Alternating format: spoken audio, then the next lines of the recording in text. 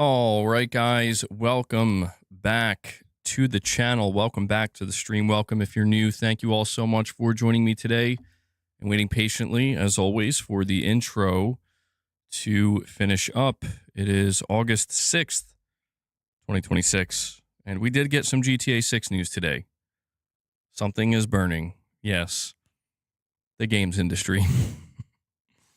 Whoa. Yeah, we did actually get some GTA 6 news today, which we will talk about, but welcome back. I hope you're all doing good out there. I hope everybody is feeling okay. I'm feeling okay. Just a little tired. Just a small headache. And I think the small headache is from allergies. You know, we've been getting like a lot of rainstorms and air quality's been a bit all over the place. I'm feeling okay, mostly. Got a little workout in earlier, it's always nice to do that. Am I buying Marvel Tokon? I think I am. I think I'm going to go for it. Honestly, I think I'm going to go for it. I can't deny that I had quite a bit of fun with the open beta.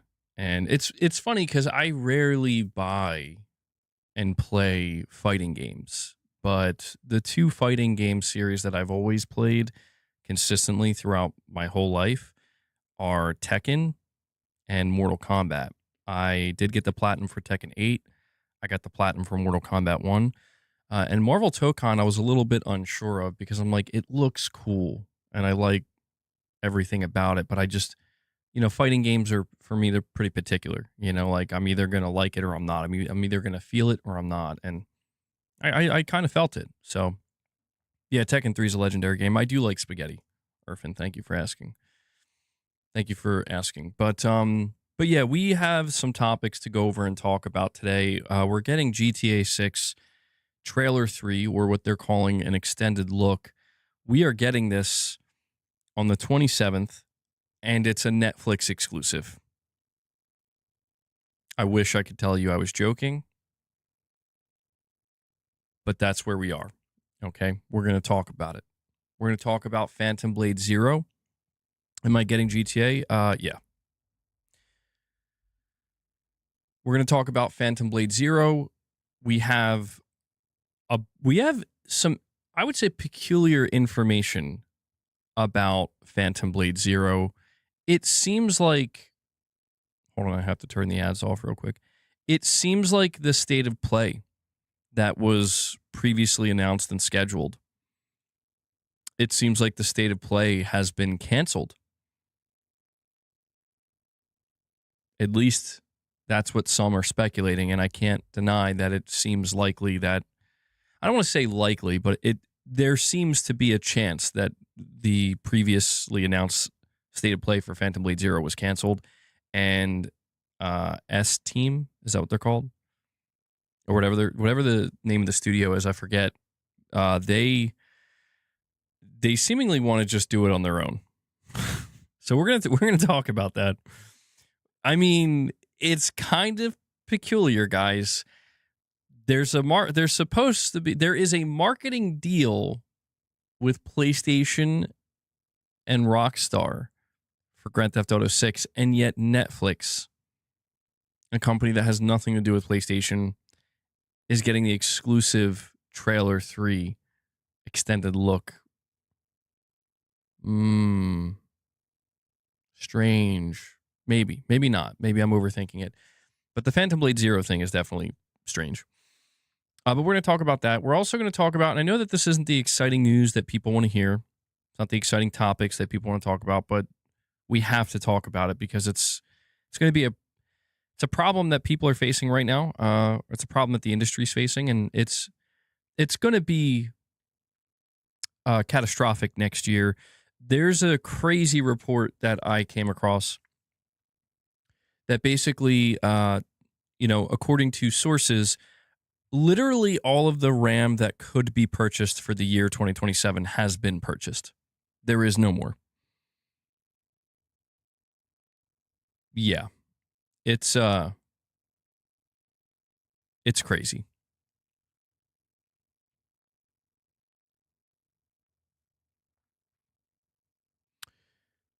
Oh yeah, yeah. There's no doubt Netflix paid a lot of money for this trailer. They paid a lot of money. But I do think there's a lot of people actually kind of upset and annoyed at the situation. Rockstar wants to collect money from everyone. I mean, they know what they have. They know what they have. Yep. Guys, listen, before we dive into these topic discussions, do me a favor. If you haven't already, please take a moment and hit that like button. If you enjoy Press X Podcast and if you enjoy what I do here, hitting that like button is the easiest way to let me know and to help it out. And if you want to support what I do here directly, I am completely fan funded. I can only do what I do here on my channel because you guys make it possible. Consider supporting directly. There's a few ways in which you can do that. You can become a channel member. You can gift memberships. You can drop a super chat, or you can drop a direct donation. These are all ways in which you can support what I do here directly. So thank you and shout out to everybody who makes it possible. Couldn't do it without you. Is PlayStation 6 and Project Helix, are they going to get delayed? Well, here's the thing, and I've been looking into this. These companies that are, writing that they're making contracts with the RAM, with the memory producers. They're signing long-term agreements for like a minimum of 5 years. This isn't changing anytime soon. That's just the reality of it. Like, the best case scenario we could hope for, and we're talking from like an industry level, from like a business level, the best case scenario we could hope for is just a bad generation with a good generation to follow. And by bad, I mean like bad as in there's massive limitations. There's massive barriers to entry. After that 5 years, it's hard to say what will happen, but we'll get into that. So no, I don't think the PlayStation 6 or Project Helix are going to get delayed. There's just no point in really doing that because you would delay it. You would delay the next gen systems if you believe things are going to get better in the next 12 to 24 months, and that's not happening. So at that point, your only other consideration is to cancel the next generation, which would be by far the worst thing they could do because they've already spent massive amounts of money to set up the next generation. So it's happening whether people like it or not, whether people want it or not. What the outcome will be remains to be seen. But I think what you're going to see from both Sony and Microsoft going into next generation is they're going to enter extreme survival mode. Not to say that they're on the verge of dying or anything like that, but I'm just using that terminology like they're going to be in protection mode, I guess you could say, and try to make sure that they don't lose users, that they do everything they can to just maintain what they currently have and really mitigate the losses. Because truthfully, I think that's all they're going to be able to do. There's going to be too many factors outside of their control that are going to negatively impact the next generation of consoles that,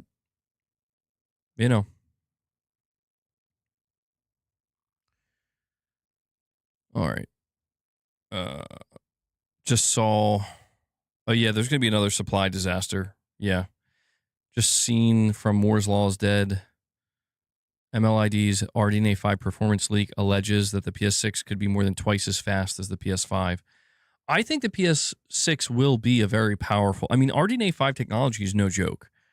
It is going to be next gen technology. It's just, I don't know how much it's ultimately going to matter because it's like, well, that's cool, but how much is it?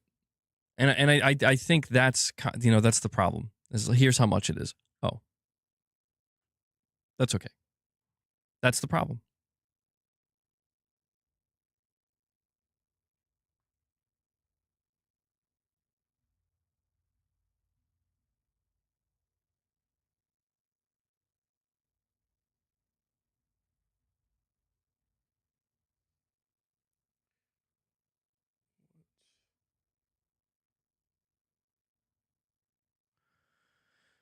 What is this you're sending me, Irfin? Dave Bautista posts fan art depicting himself as Kratos. Well, he's not being very subtle about it, is he? I mean, you know, I think Bautista, he's a fan of games. So I think he would be. I know he always wanted to be in like a Gears of War movie, which, I mean, he should be in that too. But I'm sure if he gets the role of Kratos, he's going to be thrilled. I think it's like AI generated. I'm not sure. Maybe it wasn't. But guys, they're not going to cancel next gen. They will push through with their plan and have a contingency plan in case their numbers take a major hit. You know what I think the contingency plan is? You sell a PS6 Lite. Oh, it's Boss Logic art. Okay, my bad. Oops. You sell a PlayStation 6 Lite. Oh, what's that? We're 2 years into the generation and hardly anybody's buying the PlayStation 6 because A, we can't make enough, B, the price is out of control, and C, there's no end in sight. You make a PlayStation 6 box that is a streaming device. You call it the PlayStation 6 Lite. You make it like $100, $150, maybe $200, depending on what hardware is actually in that little box. And you ship it with a DualSense. And that's what you do. And that's how people. That's it. That's like that. I'm telling you, that's going to be their only option. I hate to say it, but that's going to be their only option. I don't think they release something like that in the beginning with the PlayStation 6 because I don't think you want to cause confusion, and I think they want to see what happens first. But I do think a good contingency plan is we need a streaming device because that's literally the only way people are going to be able to, going forward, enter the ecosystem. That's it. That's all I see, man. If that's the contingency plan, then the PS6 is doomed. Well, that's the thing. I mean, it all sounds so negative, but it's just when you understand, it all hinges on like either maintaining what they have or growing, and both of those things are going to be difficult to do going forward. And so, I mean, I don't like the idea of a cloud. See, here's the problem with that, though. The contingency plan I just mentioned, it is going to be very expensive for Sony. From what I understand and what I've looked into, running cloud infrastructure and running it for games at a high level, it's very expensive. Like, it's not an easy thing to do. So it's not like something Sony can just snap their fingers and there it is. They've already been building it with the PS3 and cloud streaming for PlayStation Plus Premium. So they've been in the process of building this and investing into it, but that might end up having to be their saving grace in the future, in the not too distant future. Because, guys, I'm looking around. I'm going to talk about GTA, but I want to talk about this first because I just think this is wild. I'm going to read this report to you, okay? This comes from Tweaktown. It says, according to Taiwanese outlet Digitimes, and they're citing industry insiders as the source, the big three memory suppliers have reportedly allocated all of 2027's DRAM and HBM capacity. Essentially, this means that all memory on track to be manufactured in 2027 by Samsung, SK Hynix, and Micron is now sold out with no additional supply planned. Guys, this is insane. This is actually insane. We've never seen anything like this. And that's what I'm saying is it might sound crazy to people like, oh, well, a PlayStation 6 Lite, cloud gaming, what are you talking about? Yeah. GeForce Now? Yeah. I mean, Top Shelf Gaming with a $5 super chat. Thank you for that, buddy. He says, I have a Pro. I don't think the power gain will be noticeable for real for the PS6. The Pro hardly is different from the base, to be honest. Consoles peaked, to be honest. I mean, yeah, I think that's mostly fair, Top Shelf. I do see a difference with Pro enhanced games when I play them. It's not like a massive, colossal difference. It's not like a massive leap. And I think what people see when they see that, or what they think when they see that, is exactly what you're thinking, which is with the PlayStation 6, how much better could it really be? I'll say what I've always said when it comes to a new generation of consoles. You should be skeptical because it's their job to show you the difference. It's fine if you want to assume there's going to be a big difference and be excited for it. That's fine too. But I think it's completely okay. And actually, it's the way it should be is show me. Show us why we should be excited to spend a large quantity of money on a new device that you're labeling as a next gen piece of hardware. That is their job. And I don't doubt PlayStation Studios. I think they will shine on the PlayStation 6. My question is probably similar to yours, though, Top Shelf, which is like, if we look at The Last of Us Part 2, came out in 2019 or 2020, that's a PS4 game. I mean, it arguably could go toe-to-toe with like almost any PS5 game. You do have to question just how much further can we push it with another generation of hardware. I'm not sure. I don't know that anybody really knows the answer yet. I think that, Mark Cerny's going to do his best to set developers up with the hardware that will be in the PlayStation 6 to show something incredible. And then by that point, it will be up to the actual developers themselves and how they want to utilize that power and what they want to showcase. I think what people want to see now more than ever are gameplay. And I don't know that this is going to happen because of cross-gen, but I think what would really win people over in terms of feeling next-gen would be some kind of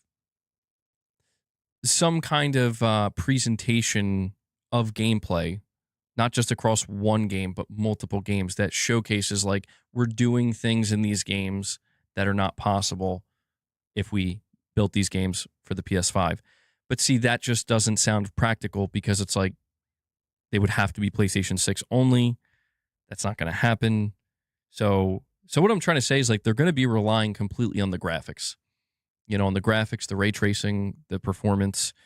There's an aspect here though that we shouldn't underestimate, and that is the technical features or the new UI features, like things like AI, things like the DualSense 2, all these different things that they're probably going to shine a bright light on as a means to, like, we understand that the graphics alone are not going to be enough because for a lot of people, they're perfectly fine with the PS5 and PS5 Pro. So I could see it being like a feature-driven thing, I have no doubt they've been working hard on that. But Top Shelf, thank you for the super chat, man. Let me continue with this article, though, because let me reread it. According to a Taiwanese outlet, Digitimes, they're citing industry insiders as their source. The big three memory suppliers have reportedly allocated all of 2027's DRAM and HBM capacity. Essentially, this means that all memory on track to be manufactured in 2027 by Samsung, SK Hynix, and Micron is now sold out with no additional supply planned. Naturally, this is driven by the current AI boom and several predictions that state that 2027 is set to be the worst year on record for memory supply. Demand far exceeds supply, and memory makers are signing LTAs, or long-term agreements, with companies to supply memory for up to 5 years. The situation is pretty dire. Traditionally, July and August are when companies secure memory for the following year. So it's looking increasingly likely that several companies won't be able to get the memory they need for 2027. And when it comes to the big AI companies and hyperscalers buying up vast quantities of HBM, the report notes that some of these firms, without naming them specifically, have now resorted to, quote, begging for supply. And they're doing so while paying the supplier a lot more money. When it comes to the consumer market, the report also states that DRAM supply for things like PCs, laptops, and even smartphones will be, quote, significantly reduced compared to 2026. Memory is not the only sector being increased for demand, as NAND flash for SSDs and storage is also facing supply issues, though not at the same scale. Digitimes reports that there's still NAND allocation and capacity available for 2027, but even this is expected to be fully booked and accounted for by the end of August 2026. And so it gets worse. Hold on. Where is it? There's another report here. Videocards.com. Motherboard prices may rise in Q3 as PCB costs increase by at least 50%. Asus, Gigabyte, and MSI are reportedly preparing another round of motherboard price increases for the third quarter of 2026. This information comes from broad channels focused on graphics cards and motherboard distribution. According to the report, prices for PCBs used in consumer motherboards are expected to rise by at least 50% during 2026. Costs for copper, surface mount capacitors, power components, and supporting controller chips have also increased. So this is like no joke, guys. We are looking at not a permanent end, but a temporary, although when I say temporary, it could be long enough to completely reshape the games industry or the hardware aspect of it anyway. We are looking at what seems to be the end of, I don't want to say hardware because that's too hyperbolic. We're going to continue to get hardware. You will be able to buy high-end PCs and, consoles if you want, but it's going to be the vast, how can I word this? Hardware, if this continues at the rate it's going, it's going to become niche. That's what's going to happen. People are... But the thing is, though, it says it's even going to affect smartphones. And like laptops and tablets. Something has to happen. This can't go on. It cannot go on. We're not... I don't know what happens to the consumer market from the tech side when people can no longer buy new technology, new hardware. I don't know what's going to happen. I mean, at that point, it seems like we are going to kind of be forced into everything's cloud-based, everything's through streaming, everything is done through streaming through a server now. That's not going to happen overnight, but it's just, dude, this feels like, it genuinely feels apocalyptic for hardware.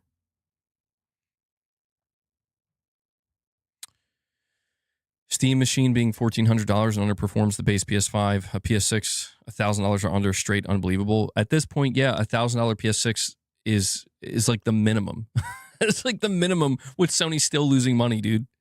This is like a cataclysmic situation where here's the problem. Even if Sony were to make a decision, even if Sony were to say, we're just going to keep selling PS5s, that's still incredibly expensive. They're being squeezed. Every hardware manufacturer is being squeezed to a point of this is not practical anymore. This is not practical. It's not realistic, and it pretty much almost doesn't make business sense now. So I don't know what we're gonna do, man. But I thought that was wild. I just couldn't believe that headline. I couldn't believe that was a real report where it's literally there's no more RAM for all of 2027. There is no more. Now, Sony got the RAM they needed for the PS6 to launch it. Sure, Microsoft did too. But it's it's just, you have to question, okay, so if it's just continuing to get worse and worse with each passing month and each passing year, are we to assume that beyond 2027, going into 28, 29, that it's going to, the RAM situation is going to cool down and get better, or is it more? And I'll tell you what, the fact that they're signing long-term contracts, 5-year contracts minimum, I don't know. Sony better hope that the PS5, not just Sony, the PlayStation players, people who are planning on sticking with their PS5s for the next gen, I hope these things were built to last, man. for at least 10 years, 12 years, because like that's wild times.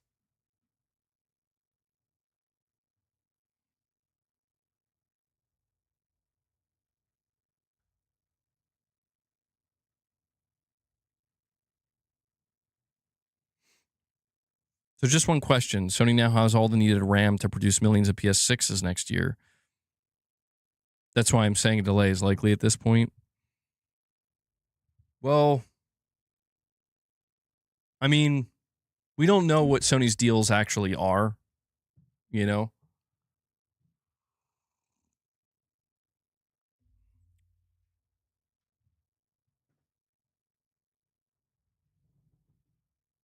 We don't know what their deals actually are, but we do know that they've probably secured, I don't know, I want to say, like, if I'm giving an estimate, like an educated guess, they secured maybe enough for like the first 10 million units. Something like that. Oh, hello, Luna. I love how she just shows up. She's like, I'm ready for my catnip. All right, I won't make you wait. I won't make Luna wait. Guys, I'm going to give Luna a little bit of catnip. Do me a favor, make sure you're hitting that like button to help the stream out.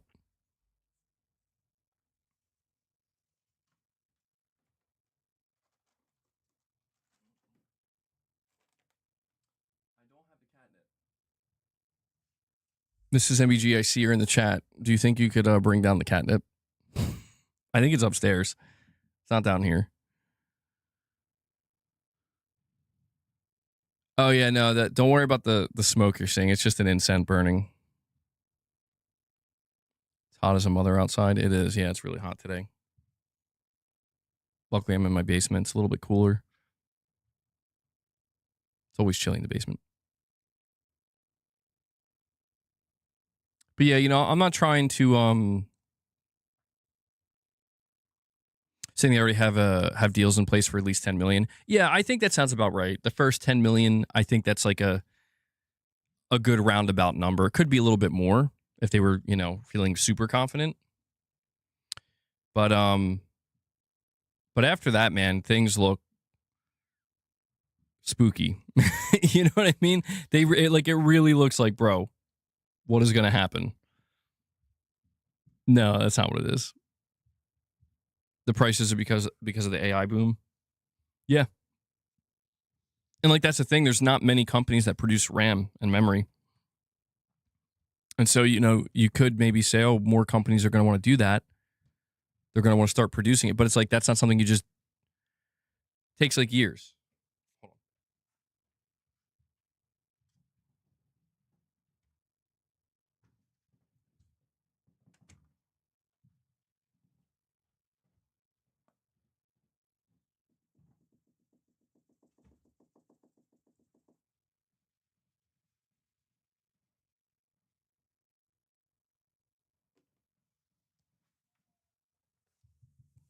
All right. Nothing. I have not been burning anything else, Ray. I've gotten back into incense. I used to burn incense all the time. I was like a teenager and stuff. Haven't done it for a long time, but then I'm like, oh, I miss doing that. They smell good.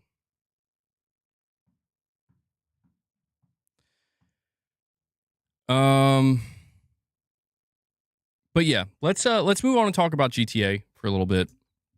So GTA, we have confirmation from Rockstar Games that we're going to be getting the extended look. That's what they're calling it. They're calling it an extended look exclusively on Netflix.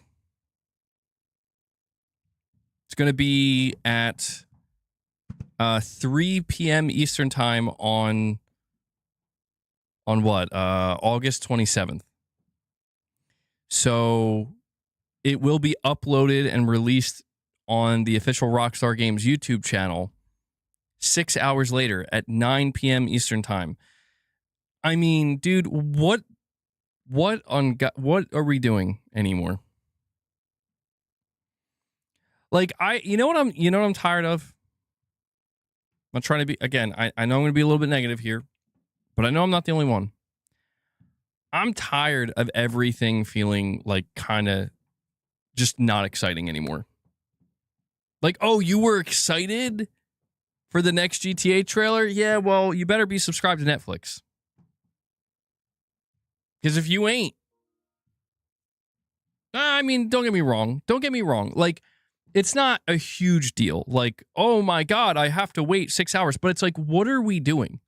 It feels nonsensical, is what it feels like. It feels like ridiculous. It's like, first off, I question Netflix.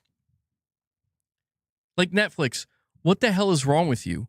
Why would you pay what is probably a ridiculous sum of money to have this for 6 hours? What are you, stupid? But second, it's like, Rockstar, why? Like, just release the fucking trailer, man. I don't know. I know it's just little stuff. It's stuff like this where it's like, I just can't deny it. Somebody said that obnoxious. It's what it feels obnoxious. It's like, it makes me just want to be like, whatever, bro. I'll watch it later in the week. I'm just tired of it. Like, everything feeling like that, man. Come on. We have a Top Shelf Gaming with another super chat. Says, glad you're into PC gaming now. Too long with PlayStation. Do you plan on upgrading your PC soon? What graphics card do you have? I want to judge your PC right quick. I have a 3060, a GTX 3060. So it's definitely a little bit, behind. I was thinking about that. I mean, dude, honestly, I'm thinking about, I don't know if it will be within my means or not. But like, I was thinking about just buying a whole nother PC and like not using it, literally saving it. Yet, like, I'm going to wait for this one to crap out. And when it does, I'll bring in the new one. Because at the rate, I'm literally getting scared at this point that 4 years from now, 3 years from now, 2 years from now, if I want to upgrade, it's like $8,000, bro. It's just like not possible. What did I say? R2. What did I say? GTX? RTX. My bad. I was thinking, it's because I got GTA on the mind. Stop. All right? Forgive me. Yeah, I got that GTX 60. GTX 60 FPS. That's what I got. But that's what I have. Yeah. But yeah, I was thinking about that. I was like, man, my PC. I mean, how long should I expect my PC to last? I've had it since 2023. And I use it like a lot. I mean, I'm streaming a lot. Now I'm going to be gaming on it sometimes. So I've had it for like probably 3.5 years, maybe just about 3 years. How many more years do you think I can get out of it if I take care of it and dust it? And Top Shelf, you're saying trash. You got to do better, bro. LOL, but it's a start. I know. Well, when I bought it, I was like, I want something that can do a little bit of gaming if I decide to do it, but nothing cutting edge, I got 64 gigs of RAM though. So I do have that. The community is going to want to buy me a top-end PC. Yeah, probably. Well, I'm still going to be using my PS5 Pro as well. I mean, at this point, I value all the hardware. It's all going up in price.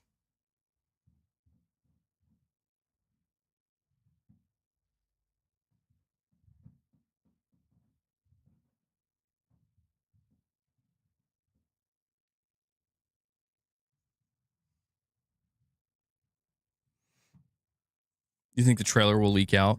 Oh yeah, that's another thing. Yeah, I guess I'm not going to stream it.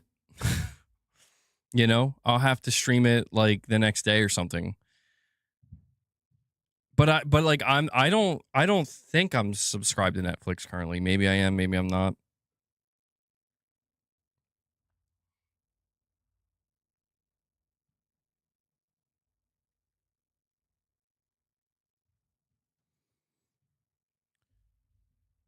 64 gigs of RAM is almost 1.2K low. Now, my lord. That is nuts. That is nuts. Dilla, why'd you're telling me my PC's only gonna last for another year? What? No. Stop messing with me. Finally, some GTA news, though, right? I mean, I don't know, dude. Like, everything about GTA is turning out to be lame. I have to be real with you guys.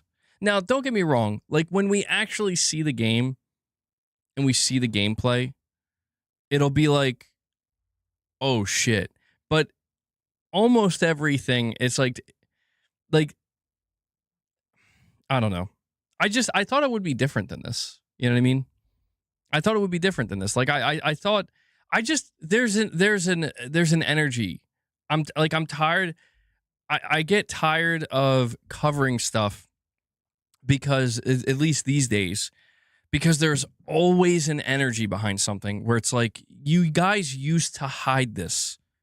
You used to fear being this upfront about your practices and like, you know, I feel like these days though, it's like, no, like, yeah, you'll subscribe to Netflix. Yeah, no, you will. It's like, okay. Like, okay. I mean, I don't know. It's their prerogative, man. They know what they have. I mean, maybe they weren't even planning on doing this and Netflix was just like, how much you want? I would have taken that deal too. But it turned to shit when E3 died. Maybe. I don't know. There have been a lot of weird things that have happened. The games industry has been turbulent for like 6 years straight now. And I don't know like where it's gonna. No, probably not, Zane. Probably not. Everyone would take the money. It's true. MBG, I'm feeling so uninspired with all this GTA news. They killed the hype by their greed. F Rockstar. They want to squeeze everything wrong. Yeah, they're like, digital only. We're paywalling the fucking trailer 3. It's like, just want to play games, man. I mean, don't get me wrong. GTA 6 will probably still be. I have no doubt it will be an incredible game. I have no doubt. I mean, that goes without saying. But it's like I continue to tell you guys. Like, there's two aspects to all of this. There's the product itself and judging the product by itself, the art, the experience, and then there's like everything else around it. And man, from that perspective, it's like, it's looking rough. It's looking rough out here. But, you know, it's not all bad. I don't think it's that serious. Like, I will admit, when I saw that they were doing this as like a Netflix exclusive, you know, it definitely made me feel like, well, that's underwhelming. Like, I don't know. I just don't like the idea of like being so utterly desperate to see gameplay of this that I'm subscribing to Netflix and I'm sitting there on my sofa at 3 in the afternoon to watch it. Like, I don't know, man. It just feels weird to me. It feels weird to me. But luckily, we don't have to wait long. It's only going to be on. See, here's my question. Why would Netflix pay that amount of money for 6 hours, man? I mean, maybe that's just the type of pull GTA 6 has. GTA 6 has such a pull. It's like, oh yeah, in that 6 hours, we're going to break records. Yeah, I mean, I guess that is what it would do, right? It'll break records. I don't think you're allowed to stream something from Netflix. So I don't think streamers will be able to like live react to it. Unless I'm wrong and you can do that, but I don't know. But it's a first. It's a first. And I guess in a sense, maybe it does make a little bit of sense. I said earlier, like it's nonsensical, but maybe it does start to make a little bit more sense when you consider that GTA 6 is an anomaly. It's not like a normal game. So the idea that the marketing and what they're doing will be treated differently. I just don't know. Like, you know what's interesting to me is like I just feel like people are not excited at the idea, you know? Like, I don't think anybody's like, oh, sweet, I can't wait to watch it on Netflix. I don't think anybody's feeling that way. I think it just feels more like eye roll, like, okay. but man, I so let's talk about what we're actually gonna see. They're calling it an extended look. How extended do we think it's gonna be? The corporate greed is getting way out of hand. It's all gonna peak with GTA 6.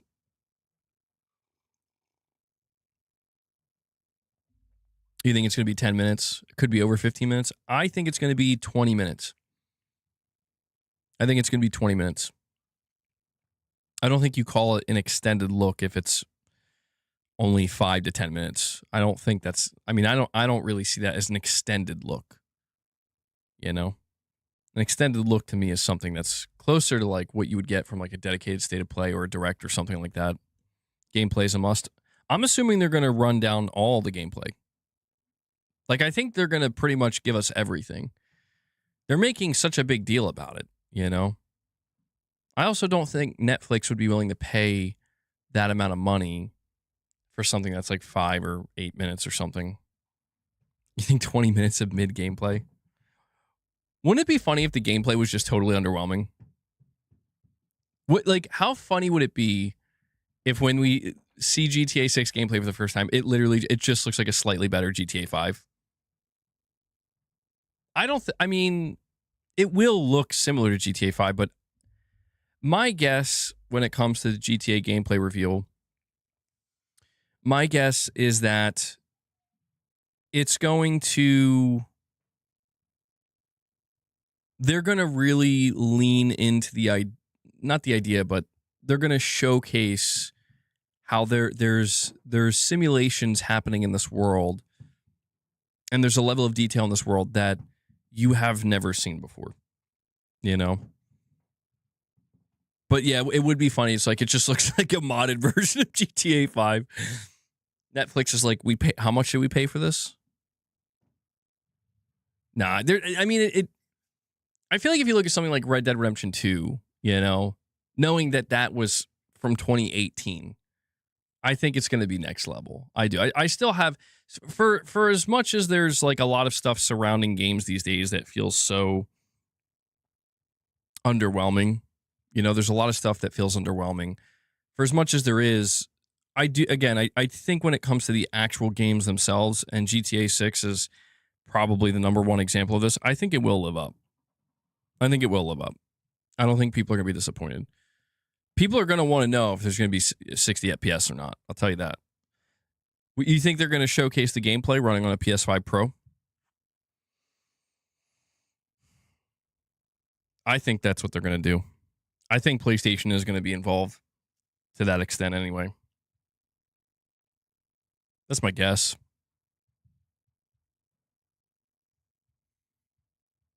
You don't like Rockstar's gameplay?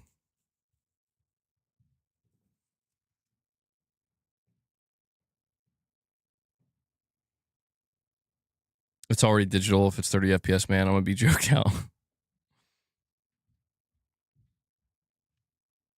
They're going to show gameplay we've already seen. And it'll just be cutscenes. I mean, I could see them showing like a mission. I think they're going to show a mission, but then they're going to show you all the different stuff you can do in the world. I mean, let's face it, man. It's been, GTA 6 is almost like a mythical game, you know? I do think that the expectations are probably unreasonably high, but it's fair. You know, all I'll say is this. I hope that when they show the gameplay of GTA 6, it justifies every decision they're making, because they're very much $80 game, digital only. We'll give you the privilege of watching the gameplay reveal through, Netflix. Sure hope the gameplay is revolutionary, because it's getting kind of, grating. You're saying they're getting roasted? Are they? Let me see. The top comment on the official Rockstar, they say making a sub to Netflix to watch an advertisement is next level greed, scum, and villainy. The second most liked post under theirs is Rockstar after announcing an announcement for an announcement, and it's the scene from from Scarface where they're like laughing and printing money. So I'm reading them in the order of most upvoted. Rockstar even making their trailers pay to watch is a crazy move. Somebody says I was here. Okay.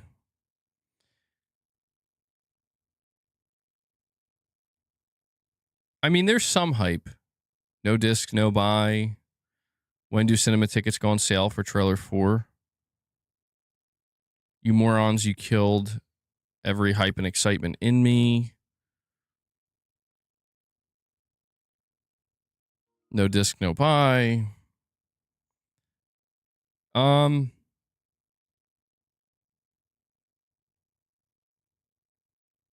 mean, I'm seeing a fair. It seems to be pretty even from what I can tell. I'm seeing like for every one or two posts I see that are negative, I see one that's positive. So it's like, I don't think anything's going to be able to kill the hype for GTA 6 unless the gameplay is just like awful or something, which it won't be. But yeah, I don't think so. I think the hype for GTA 6, like, I'll be honest, man, like, I think more than ever you're going to see people just disconnect. People like, I just want to enjoy what I want to enjoy. It's become difficult to really express your enjoyment of things on the internet in the year 2026. I'm not saying there isn't good reason. I'm just saying, though, that, like, it's almost like frowned upon, Almost. Not entirely, but we're getting close to it. Mega Parsec says, makes me miss Jim Ryan. It's that sad with digital. Damn. Shit's getting dire when people are like, I miss Jim Ryan. Jim Ryan would keep discs. Right? I'm not sure. I do wonder how different things would be if Jim Ryan was in charge right now. For better or for worse. Gab House with a 10-pound super chat. Thank you for that, buddy. He says GTA 5 sold 16 million copies. The first we see, I was thinking 6 would easily beat this, but then there's only really PlayStation now with a big player base. Xbox numbers fell off big since we got 5. That is true. I mean, it is interesting to think that when GTA 5 launched, as you're pointing out here, Gav, it was at the very tail end of the PS3 and 360 gen, and they both were, they were both close to like 80 million or beyond 80 million each. So, it's like 160 million total, right? To whereas now, the PS5's at 95, and if Xbox is at like 30, what are we looking at? Like 125 million, something like that, 120, 125 roughly. I can't tell with the Xbox side because it's like we've gotten different numbers, but I think it's safe to say it's not past 35 million. 35 million would be like maybe the high end. So I don't know, though. There does seem to be substantially more interest in GTA 6 than there was 5, though. Like, just universally speaking. Again, Sony's anticipating to break records for the most amount of profit made ever. They're going to set like a new industry record. That's fucking nuts. So I think here's my concern about the games industry. All right. I feel like the next 4 to 6 months are going to be incredible. Like possibly some of the best we've ever seen. And a lot of that's going to be fueled by GTA 6. And I feel like once the GTA 6 wave comes down, I fear for the like what's going to happen to this industry. Like I don't want to be again. Maybe I just naturally am leaning towards being more pessimistic and negative, but like I just have this like lingering intuitive feeling that by the time we get to like June of next year, like the entire industry is going to be collapsing except for just the very few. It'll be GTA 6, it'll be Minecraft, it'll be Roblox, it'll be Fortnite, and it'll be maybe like God of War, some I mean like there will still be some single player successful games, but like everything else is just like dying like quickly, like rapidly, like it's all just going down. I feel like we've just been seeing this happen where it's like again, people talk about the industry crash. This is the crash. The crash is currently happening. But I think that there's something obfuscating it, obfuscating it, if I'm saying it right. And I think what's obfuscating it is GTA 6. It is the fact that there are still like it's not just GTA 6. It's what GTA 6 represents. It's like, yes, you'll still have your sports games and people will buy them. You'll still have Call of Duty. People are going to buy and play it. People are going to buy GTA. Like there's going to be winners, but it's just the winners that are going to be there are so few. And it's like soon the lane you choose to go down is going to be so limited. I don't know. Maybe I'm being a bit too dire with it, but I just between the hardware crisis and people just getting either tired or priced out, it's like, I don't know. No, I haven't heard about that, Buzz. Cheese with a £2 chat says Sony didn't want to pay Netflix for a 30-minute deep dive. Dude, it's, you know what you know why Sony didn't pay for it? I'm going to tell you why. I think you know this, Cheese. They paid for the marketing rights because they're going to tell you, yeah, this is up running on PS5 or PS5 Pro. They're going to show the PS5 at the end, probably. And Sony, in their mind, is like, yep. Like, that's all we need. We don't need to show it on our own channel. We just, like, if anything, Sony probably views this as more beneficial than them doing it on their own.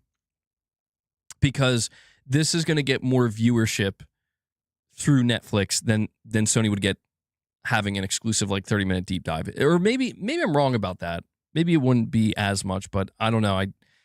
How many subscribers does Netflix have now? It's like a crazy amount, right? MBG, we have an example of how the showcase will be. What is this? Oh, yeah. The Red Dead Redemption 2 official gameplay video was released 7 years ago. It was 6 minutes.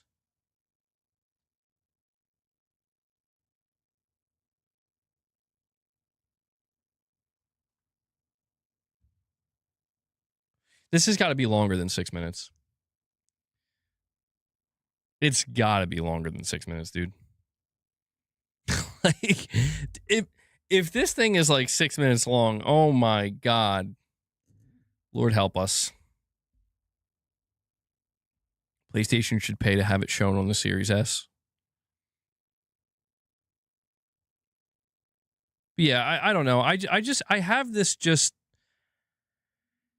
I want things to be good again in gaming, man. And I feel like. I just feel like all the things that I want to personally be excited about, there's just like bullshit. There's like a big pile of bullshit next to it that's impossible to ignore. And that's what it feels like with pretty much everything now. And I could try to ignore it, and sometimes I guess I do, but it's like every day it's like the pile's getting bigger. It's getting bigger, and it's like it's getting really hard to ignore this, man. You know, like, is anybody like? I know we're like, there's so many people who are noticing it and they're like pointing it out, but I don't know. I just feel like if I try to bury my head in the sand, it doesn't change the fact that like shit's that big massive pile of bullshit is going to hit the fan.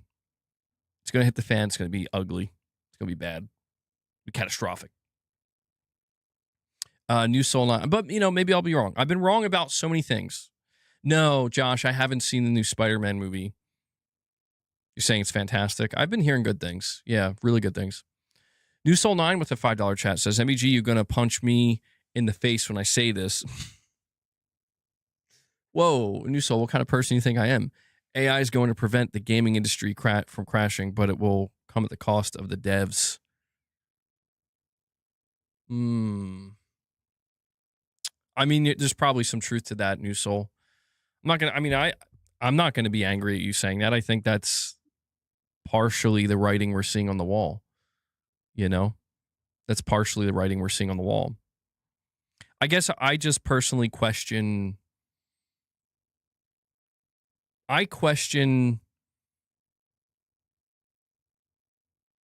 what the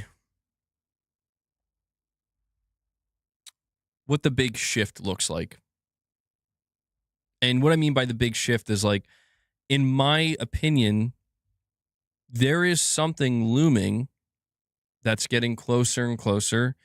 And, you know, it's why the pressure is building, where I've called it not an industry crash, but I've called it an industry transformation, because I think that is a more accurate description of it. The industry isn't going to crash. It's almost like not possible for that to happen. It is quite literally too big. But it's going to transform, and I think it's going to transform potentially drastically. And I think that, you know, games like GTA 6 help kind of facilitate that, where it's going to change for the good, in the sense of this is going to be the most technologically sophisticated, advanced video game ever created that's going to, you know, delight players. But it's also going to radically change, if not radically, substantially change the business model, which it's already doing. You know? PlayStation reporting record profits, though. And that's the thing, is it's like, the industry is transforming, and you're seeing companies like Sony, they're transforming with it. And it's not just Sony, it's all of them. They're all trying to transform with it, because it really is a situation where it's like, if you don't keep up with it, this is where things are going. If you're not, as a company, keeping up with it and you're not on board with it, you're going to get left behind. And that's why it feels like there's so many PlayStation players that feel, and not just PlayStation players, but, you know, you see with Rockstar gamers as well. We're like, oh, I grew up playing Rockstar games. It's like the Rockstar of today is not the Rockstar I remember. And it's like, yeah, like, dude, the older you are, the more, you know, the longer you've been playing games from these different companies and engaged with their ecosystems and just the industry as a whole, it's like we're reaching an end point. So I guess what I'm trying to say here, and so, I mean, so many words, is that I think in the next 2 to 3 years, we're going to be in a place where it's like, this is the end. Not the end of gaming, not the end of the games industry, not the end of these companies making a lot of money, not the end of millions of people engaging with these games, but it's the end of something. And I think we're trying to identify what that something is. And I feel like when you hear about games like GTA 6 being $80 going digital only, when you hear about Sony ending physical discs, when you hear about the next generation consoles potentially launching and being complete catastrophes, when you hear Sony come out and say, like, oh, we're still pursuing live service. Yeah, no, that's still incredibly important to us. When you hear Microsoft saying, like, yeah, we're going to care about the console, but you know, we're gonna create completely radical business models. It feels like what we would consider the more traditional model of gaming. It's finally maybe coming to like it's close to coming to an end.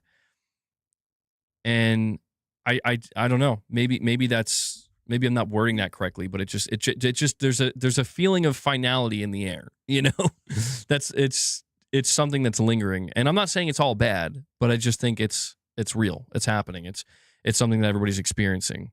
You know, and it's impacting people differently. Wabu Dude, a member for 22 months, says we are experiencing the latest gaming crash. We are too young to recall the crash of the 80s. The industry eventually recovered. Yeah, and that's true. But from what I understand with the crash of the 80s is gaming was way, way, way, way, way, way, way, way, way smaller. Like the actual market was close to coming. Like there was like almost no market. You know, like it took Nintendo coming in and like basically saving it single handedly, or you know, being a major reason why. I don't. You could argue GTA is kind of maybe in that position. Like GTA is going to say that's the thing though. I don't think GTA is a savior. I don't think Rockstar and Take-Two Interactive are the saviors here because I don't. I'll put it to you this way: the thing that's on its way out, the thing that's currently dying, they want dead. These companies want it gone. They want it dead, and this is why I'm saying it feels like maybe so negative.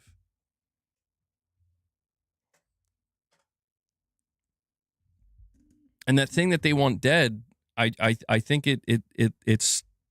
I mean, honestly, it's like I'm being a bit like overly aggressive with the way I'm wording it. It's not that they want it dead. It's just that they're not waiting around anymore. You know, like it's been headed in this direction for a long time, and it's like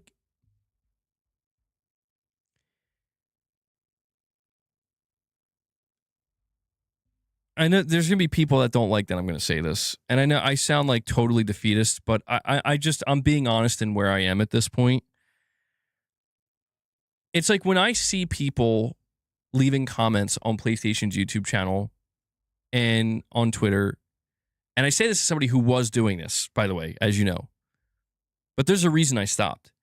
It's because it's like, guys, you need to get a reality check. Like, I'm not trying to be rude, and I'm not trying to discourage anybody from standing up for what you believe in. You should, you know, stand on your morals, right? Stand your ground. But like, we need to live in reality. If you look at the top pre-ordered games on the PlayStation Store, that's what people want. And that's what they're going to get. And Sony's going to make record profit. And even if the PlayStation 6 fails, the PlayStation Store will still exist. As long as the PlayStation Store still exists and people can access it and people can still buy and pre-order those games. Because that's what so many people don't want to hear.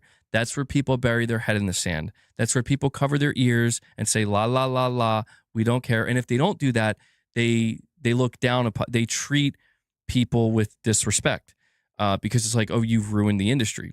And I'll explain what I mean in just a moment because we have Themebo76 with a $2 chat saying, and this is why I think Nintendo will take over. I don't think Nintendo's taking over anything. Nintendo's going to do great, but they're not taking over anything. We need to keep things in perspective. Nintendo, they make a lot of money. Nintendo's really efficient is what they are. They don't make the most money, but they make a lot of profit.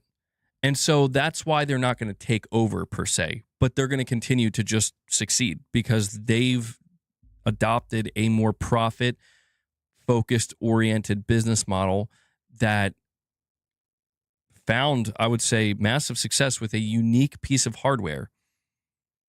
The real question is, how long can the Switch go on for? Can there be a Switch 3 and that work just as well? What about beyond the Switch 3? So in the future, Nintendo's going to have their own roadblocks, you know, but I'd always be interested to see if Nintendo would make another traditional console. But the point that I was trying to get at is that, like, we need to understand this. Like, I mean, collectively. I'm not saying I need to understand it or you do. I mean, literally, everybody needs to understand this. The words you are seeing people type at Rockstar and GTA 6 do not matter in the slightest.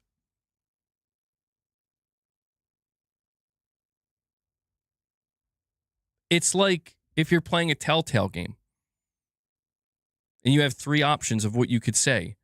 Oh, look at that. I get to choose what I get to say. And it makes you think like this is going to change the outcome. It will not. It's going to end the exact same way. Like, you could literally do anything. It's only going to end one way. I'm saying this because it's like, I know people don't want to hear this. They do not want to hear this. You're either in or you're out. You are either in or you are out. And this is why people are going to Steam. Because I'm not saying you're out if you're on Steam. It's not that at all. But it's just Steam is literally the only place as of right now, maybe outside of like GOG, but like I'm saying Steam because they get all the new games too. Steam is like the only place where it's like this is the only company that doesn't seem to be operating the exact same way as all the others. Doesn't mean they're perfect, but it's like, yeah, they're a privately owned company. Well, why are all these other companies operating this way? Not even just the platform holders, but the publishers, the game publishers, because they're all publicly traded. Because this shit is hitting the fan all around, and nobody has an answer. Like, that's the problem. Nobody has an answer to, like, we watched the games industry grow and reach new heights under the promise of like things are going to improve, things are going to get better. There's always going to be incremental improvements and we will charge more for it. But we're like reaching a point where it's like, I don't know, man. People are not really feeling that. But that's the thing, is it's like, but does it matter? Like, does it matter? Does it matter at all? Do you think any... we'll just ask the question straight up. Is GTA 6 A, and you type in the chat which one you think it is it A, going to be the best-selling product of all time and make the most amount of money of anything ever? B, it's just going to do okay to good and it'll be fine? Or C, it's going to fail, not do well, and not live up to expectation? Like, which one do you think it's going to be?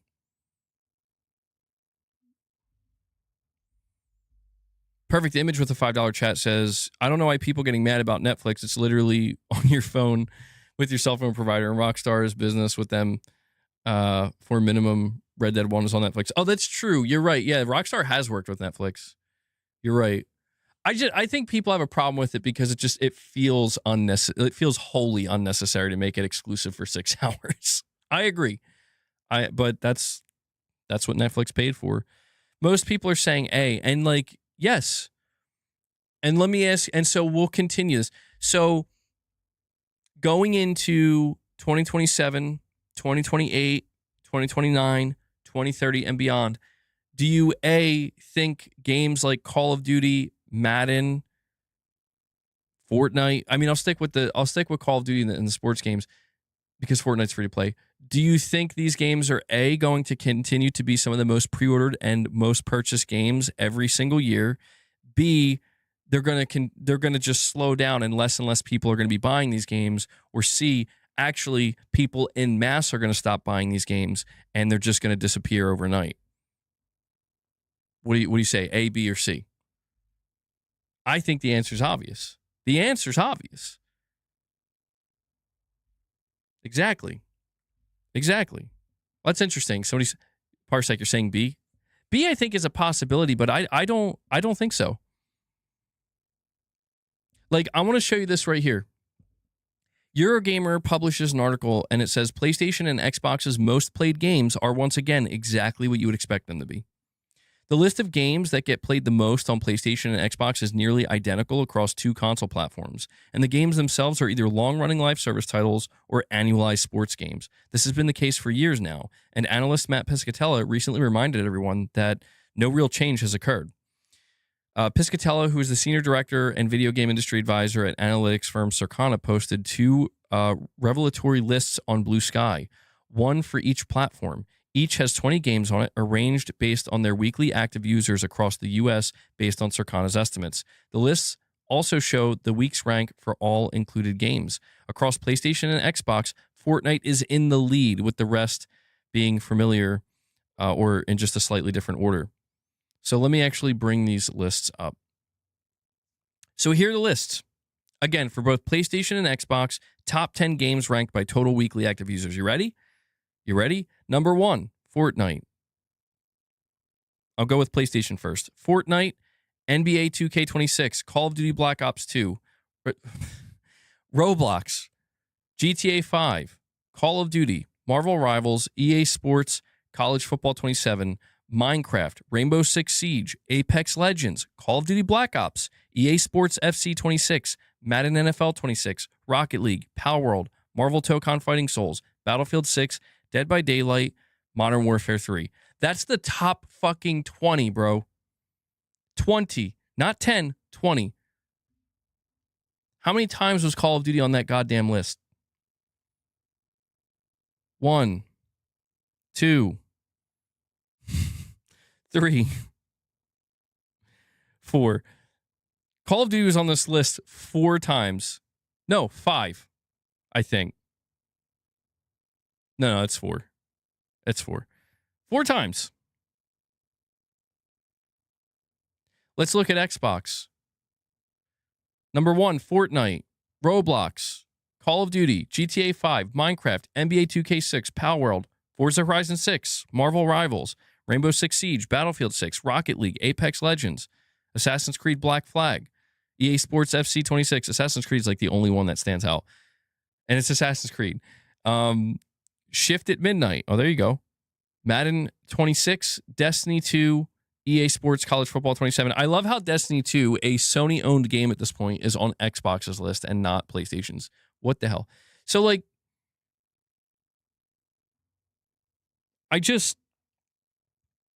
again, man, like, I'm not trying to bring anybody down, but it's just we have to live in reality. I don't want to all the time. Trust me, I don't want to either. I'm in denial sometimes. But it's just the reminder that, like, when I tell people you're either in or you're out, by that I mean it's like if you think these companies are listening to anything you're saying, they're not.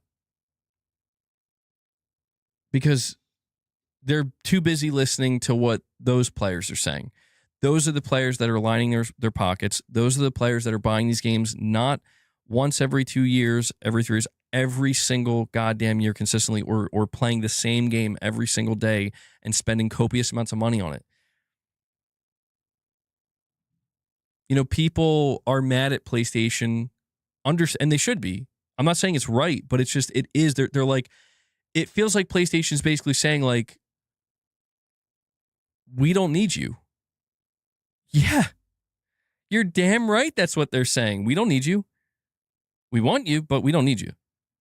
And that's the fucking truth. Now, if you started to see Call of Duty players, annual sports players, if for some reason they all cared deeply about physical discs and suddenly refused to start, like, buy on PlayStation because of that, this whole situation would be different. But it's just not the reality we're living in.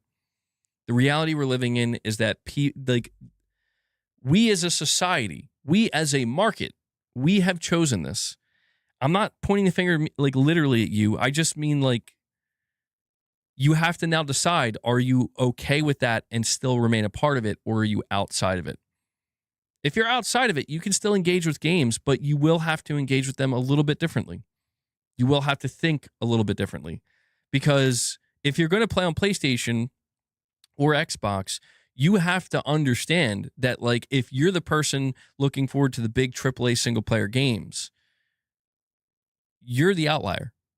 You're the kind of, I mean, occasionally you'll see with maybe stuff like Wolverine and, you know, some really big single player games that occasionally drop. I mean, like the really big ones, they can still be relevant, but they're only relevant for a very short period of time, and then it's right back to the norm. You have to understand that the decisions these companies are going to make and these publishers, it's not to cater to that player anymore. It's just not. It hasn't been for some time.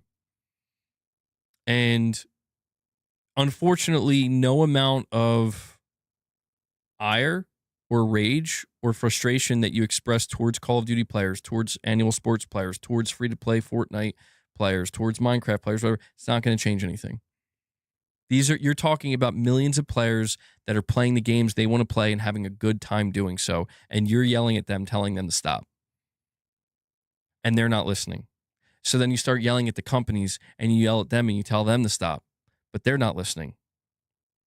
And you know, you start to realize that when you look at that meme of the stick figures, and there's the group of stick figures talking amongst one another, and then there's the one on the outside like yelling, and they're like, and then they go back to talking. At some point, people have to realize, like, you're that person. And I know it sucks and nobody wants to be that person, but it's just, you got to realize that at some point. Doesn't mean you have to be okay with it. Doesn't mean you're giving it the thumbs up. It doesn't mean you're enjoying it. It is what it is. And so, you know, this is why I feel like when it comes to GTA 6, when it comes to even PlayStation, it's like your best bet, in my humble opinion, is just decide. Are you going to play games? Are you going to play the games, or are you not? Because if you're not, you're literally try to pour your time and energy into something that's going to actually yield results for you. Because those who are trying to fight the inevitable are going to, I mean, maybe they find some kind of satisfaction in it, but it's like, if I am to understand that you're fighting the inevitable because you genuinely believe you can change it,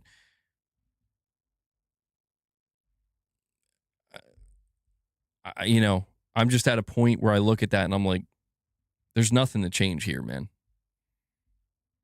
Like the only thing to change is like what you're doing. And so I don't know. It's ironic. The GTA gameplay reveal is happening at the same time that this PlayStation blackout is. And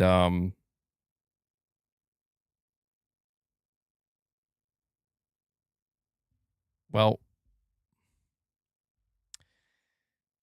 yeah, anyway. That's just where we are. That's just where we are. Could you see first party single player devs for Microsoft and Sony could massively be cutting back in the next 5 years? Well, here's the thing. So even though Sony is still fixated on live service games, the thing that Sony still has going for them that I think a lot of PlayStation players still, even if they, no matter how upset you are with Sony, like they still have this going for them, is they still make single player games that are viable. And the key word is viable, right? Like, people don't like that PlayStation has changed over the years, where they went from making smaller single A to double A games and more experimental games to now it seems like the only type of games that Sony makes are either, you know, surefire bets or, you know, big big bet AAA games that are really going to do big numbers, or live service games. But then it's like, then like Soros is there, and it's like, well, that's not a big AAA game. No, it's something a little bit smaller, maybe more AA. Yeah. How'd it do? Oh, it flopped. Oh. Like, at what point do we like, I'm just saying, at what point do we stop yelling at Sony because they're just like, what, like, we fucking tried. That's all I'm saying. It's not defending Sony. I'm just saying, literally, like, they did things, they poured money into things, and they tried, and it failed, and it's like, but I think here's where people get annoyed, though, and this is where it does become complicated. It's like, well, how come Sony will fail with live service, but they'll continue with live service? Because it's like, hopefully, like, people surely can see the difference there, in that, like, because all it takes is one successful live service game to justify 50 failures. To whereas if you were to make 25 smaller games, and only 2 of those or 3 of those games did really well, that's probably going to not justify the investment you made in those other, 22 or 23 games. That's the difference. And I think people don't fundamentally understand that. Perfect Image, you're saying when your gaming gets deleted when your game gets deleted on your account, it's going to matter then. Oh, it will. It was funny. I put out a question on Twitter today. I said, are you buying GTA 6 on PS5 or Xbox? And that account doesn't play. Was like, actually, you can't buy it. Your only option is to rent it. And I'm like, that's true. That is true. But, is that going to stop anybody? Nope. The next day to play comments will be glorious. I mean, that's the thing, man. I understand. People don't want to walk away. I don't want to walk away. I understand. And, like, I think that's why so many people are still... I think the people that are going to continue to really hound PlayStation, and those who are being relentless about it, I think maybe somewhere they do understand that this isn't changing, but they don't know what else to do. And I actually completely understand that, where it's like, they don't want to leave. Like, it's important to them, and they don't know where else to go or what else to do. I say this because, like, I was almost kind of faced with that same thing, where that's where I just realized, like, bro, I just drew a hardline stance for myself for no reason, and didn't think about 3 weeks, 6 weeks, 3 months from now, when it's like, bro, all the dust has settled. Did you find something else you want to do? Like, did you decide, that you're going to find a new hobby? And I like realized, like, no. So that's where the compromise I made for myself is, well, start playing in other places too. If that's the only thing you can do. And that's the compromise I made for myself. But I think that's where some people are like, I don't know. A lot of people right now are saying, if you want to send a message to Sony, you should go to PC. And I know that it doesn't make a whole lot of sense, because it's like, wait, you want to send the message to Sony that you want physical games, but you're going to send that message by going and buying digital games on Steam. I don't think it's not about that, right? It's not about sending that message. It's about sending the message that, like, you know how I said earlier, like, Steam is a privately owned company? It's one of these things where, like, if Steam were to win enough players over, which it's seemingly in the process of doing that, if Steam were to start sucking away enough people from both PlayStation and Xbox, and maybe Nintendo, I don't know, Nintendo, this is where Nintendo's kind of carved out their own island for themselves, where they're not really involved. They're just literally somehow doing their own thing. I think something will catch up with them eventually, but not anytime soon.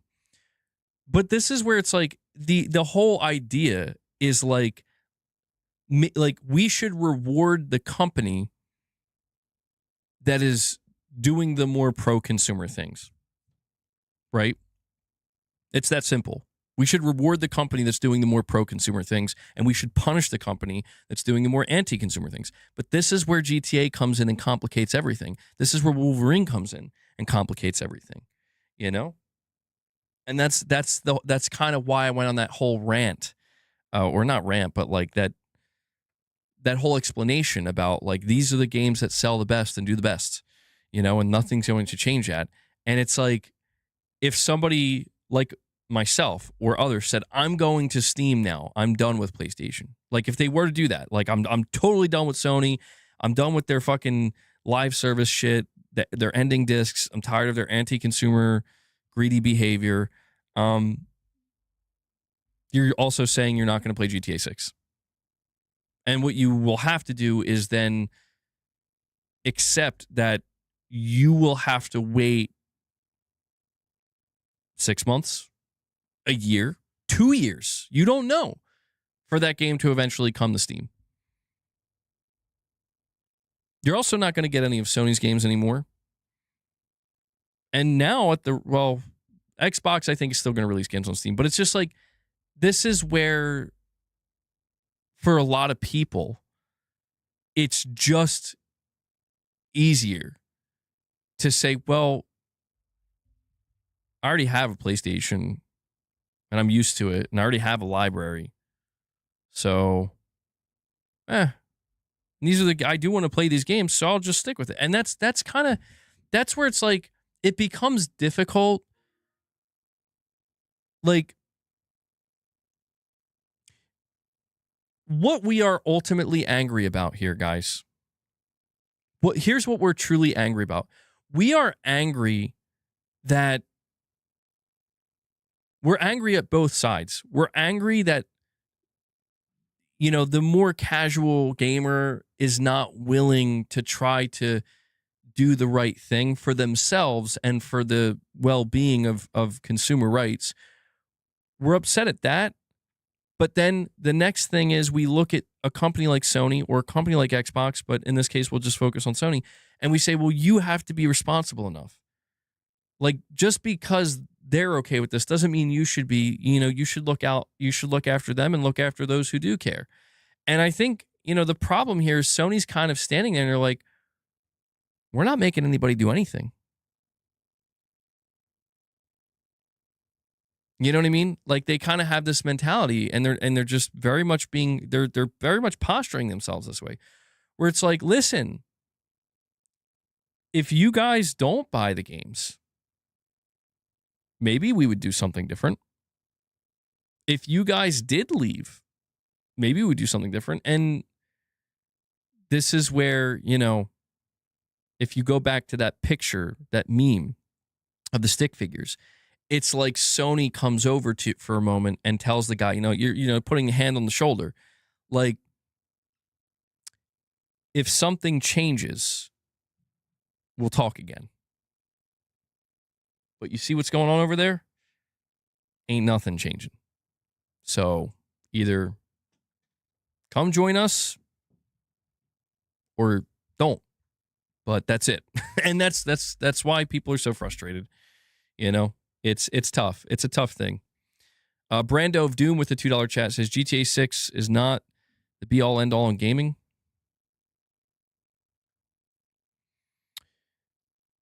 No, I agree. I don't think it's the be-all, end-all.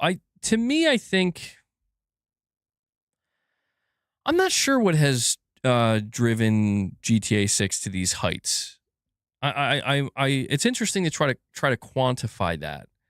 My best guess, my best analysis, as somebody who's been following games for a very, very long time, and I grew up playing, you know, GTA games and Red Dead. My best guess, yeah, it's two things. It is the proliferation of GTA Online. I think GTA Online has really expanded the reach of Grand Theft Auto. But I also think it is the technical side of it. It is the fact that Rockstar, just like they did with Red Dead 2 and GTA 5 previously, like there is like an actual established precedent where it's like they are genuinely going to raise the bar, where it'll be the year 2034 and you're still not going to have something competing with GTA 6. Devs still haven't figured out how do we make a game. You can't make a game like that. Do you have 1,000+ employees making a game for 6 or 7 or 8 years straight with an unlimited budget? No, you don't. Then you can't make a game like that. And I think those two things combined create almost like the perfect. It's also the scale of it, It is the fact that like this game pretty much has an unlimited budget. Everything about this game is anomalistic, It's not the norm, and nobody else can do what they're doing.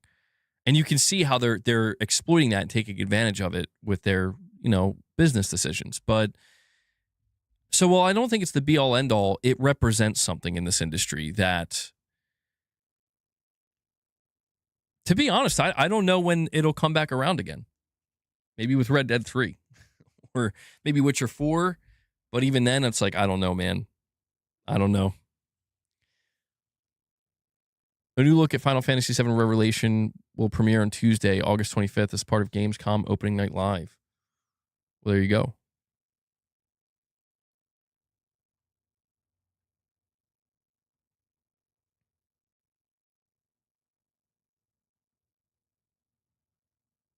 You heard somewhere that GTA 6 will get delayed for 6 months? I don't think so. No. GTA 6 is not getting delayed again. I think it's locked in. But I don't know, man. I just think that I think it's a hard thing, because at this point it does feel like if you are more of a traditional gamer, or if you're saying, am I wrong that we're too negative? I mean, I don't know. Like, I'm just trying to be, I'm not purposely trying to be one way or the other. I'm just like, for me, I'm just trying to go based off of how it's like, I still enjoy playing video games. Here's where the separation is, Irfan, for me. And maybe this makes more sense. I enjoy the playing of video games. I can't stand the coverage of games anymore. I can't stand covering the video game industry anymore. Like, it fucking sucks. It just sucks, man. Like, and I feel like there are times where it's like, I'm going to tell you one of the reasons why it sucks. Okay? I feel like there was a time where when I was expressing my excitement for things, there wasn't like a level of guilt to it. I didn't feel wrong, for expressing my excitement for things. And you know why that was? It was because things felt balanced, or more balanced. Way more balanced than they are today. Today, I almost feel wrong for admitting, like, yeah, I want to play GTA 6. I feel wrong for that, because it's like, dude, look around you. Like, look at, if you say you're going to play GTA 6, look at what you're ultimately supporting. And it's like, I know. And it sucks. But it's like, if you ask me, do you think you can change this? No, I don't think so. I don't think anything or any but one can. I think it's just over,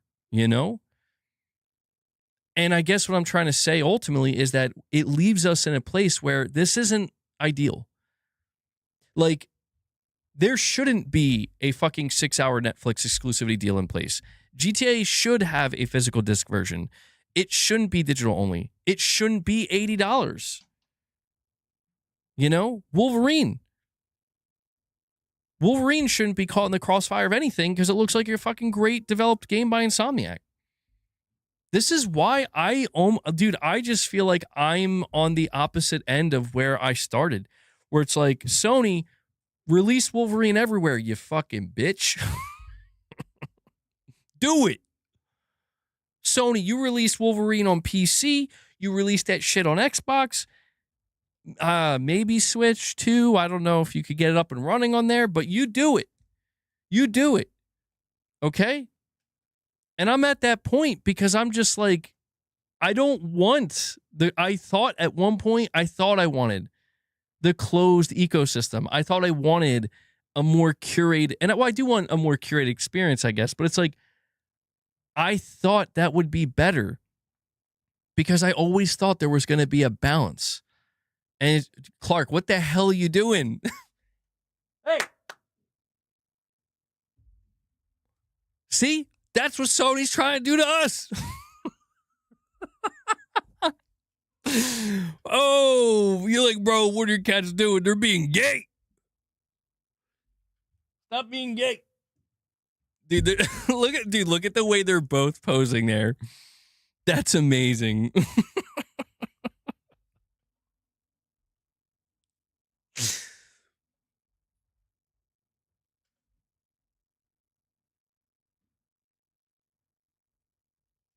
Sorry, I can't believe that, man.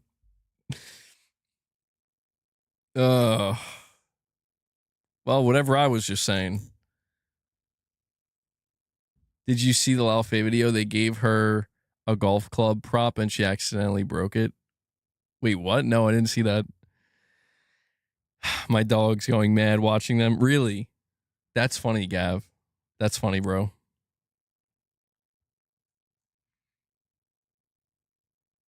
They were physically doing that, not digitally. That's true. You see? See, Sony?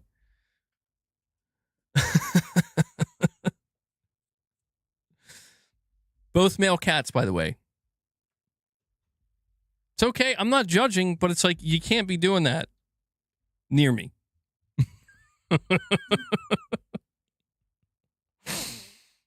Lalfei broke the golf club that killed Joel. Anyway, man, I'm not... I know things are pretty negative. It's just, we shouldn't have to feel...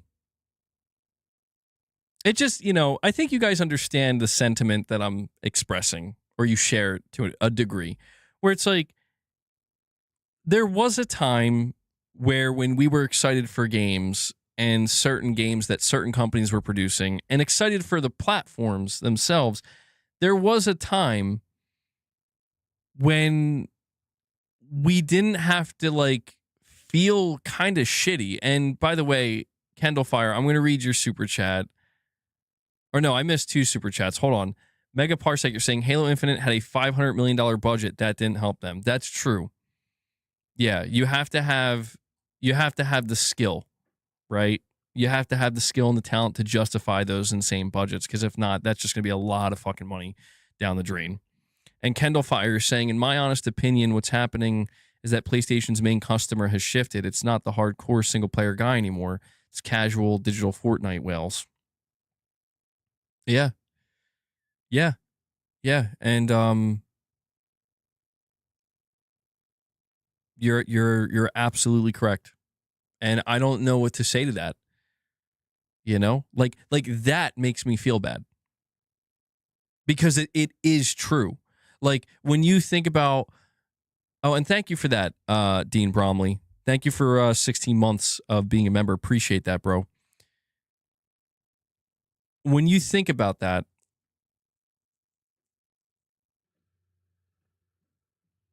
bro, I'm not watching that. Irvin, why do you guys sending me nonsense, bro?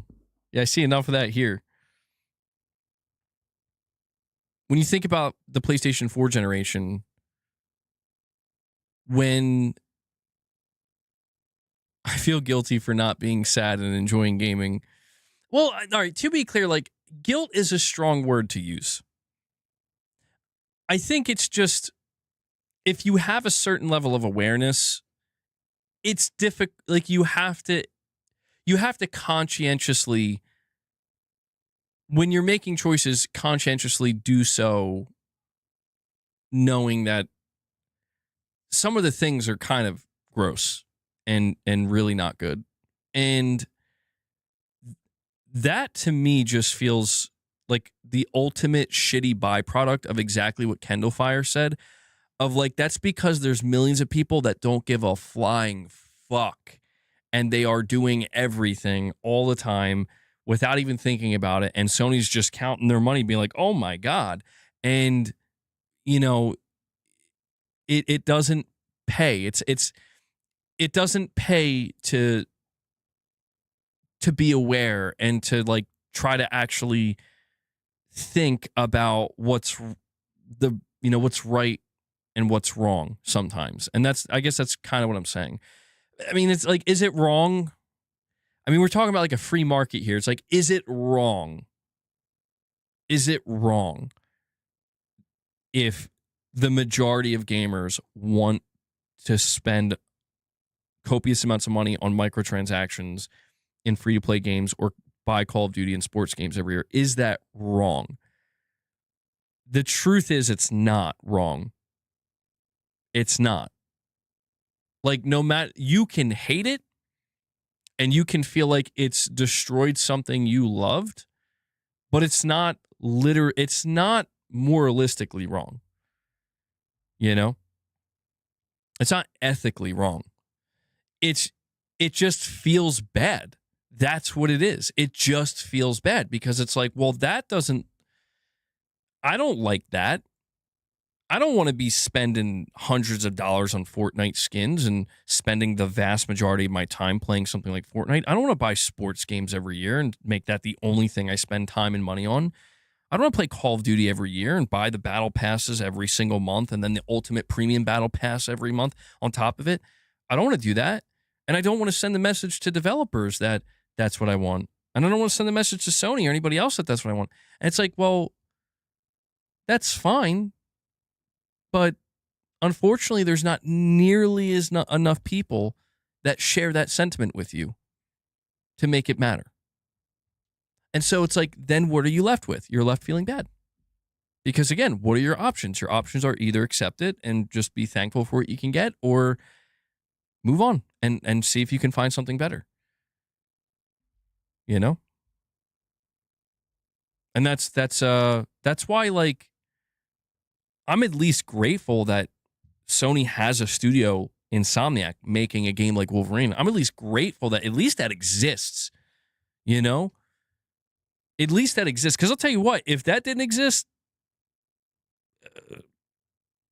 you know, I think I speak for at least a portion of PlayStation's player base where it's like that would it would really reduce the interest level, I think, for a lot of people. Now, I don't know if a lot is the right word, but enough people. It would reduce the interest level, you know?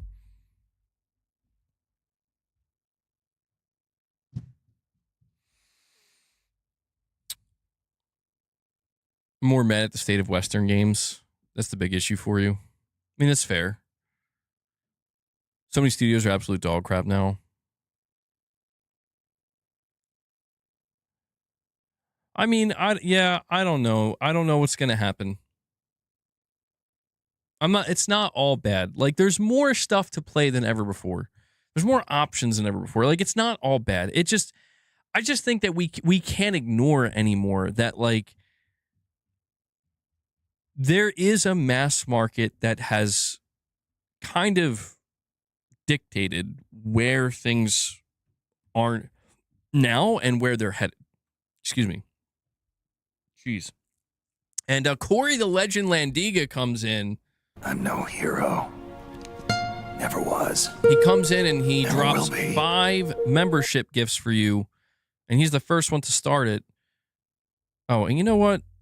I just I realized that I've had this set to 50 for like the past couple streams for some reason.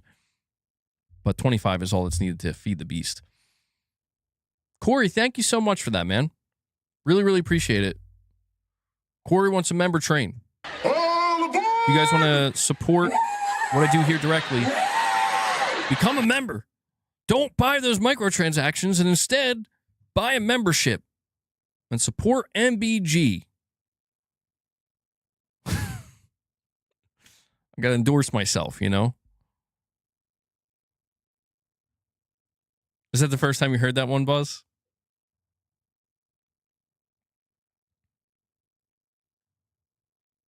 I can't believe GTA 6 has got a full 3 months to itself with literally no other AAA games coming out. It is crazy.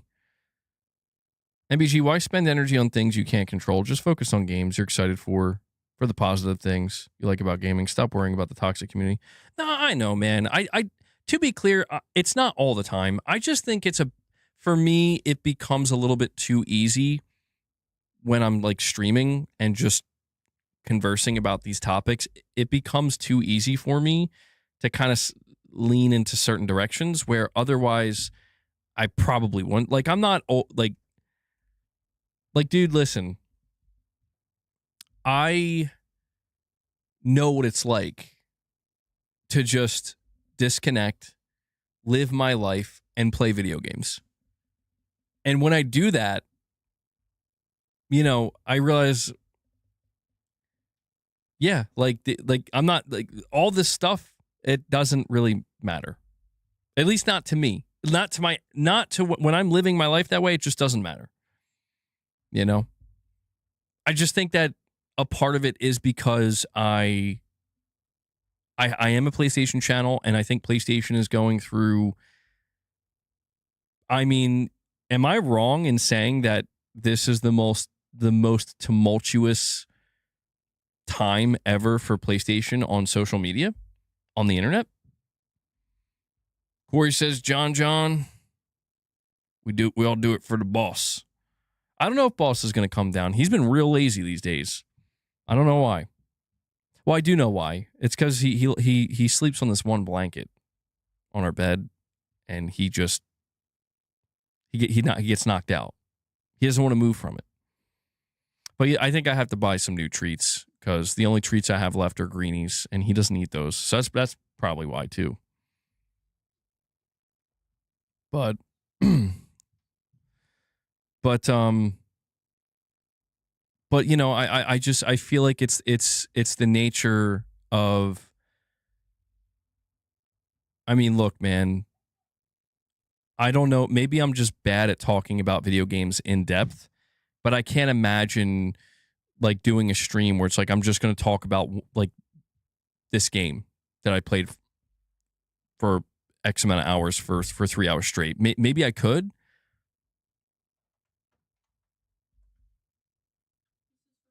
Oh, there's boss. Boss, come here, boy. There you go, Corey. She brought boss in for you.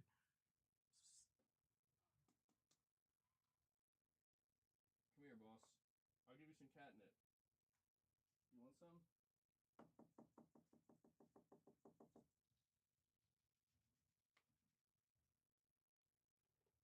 Some greenies.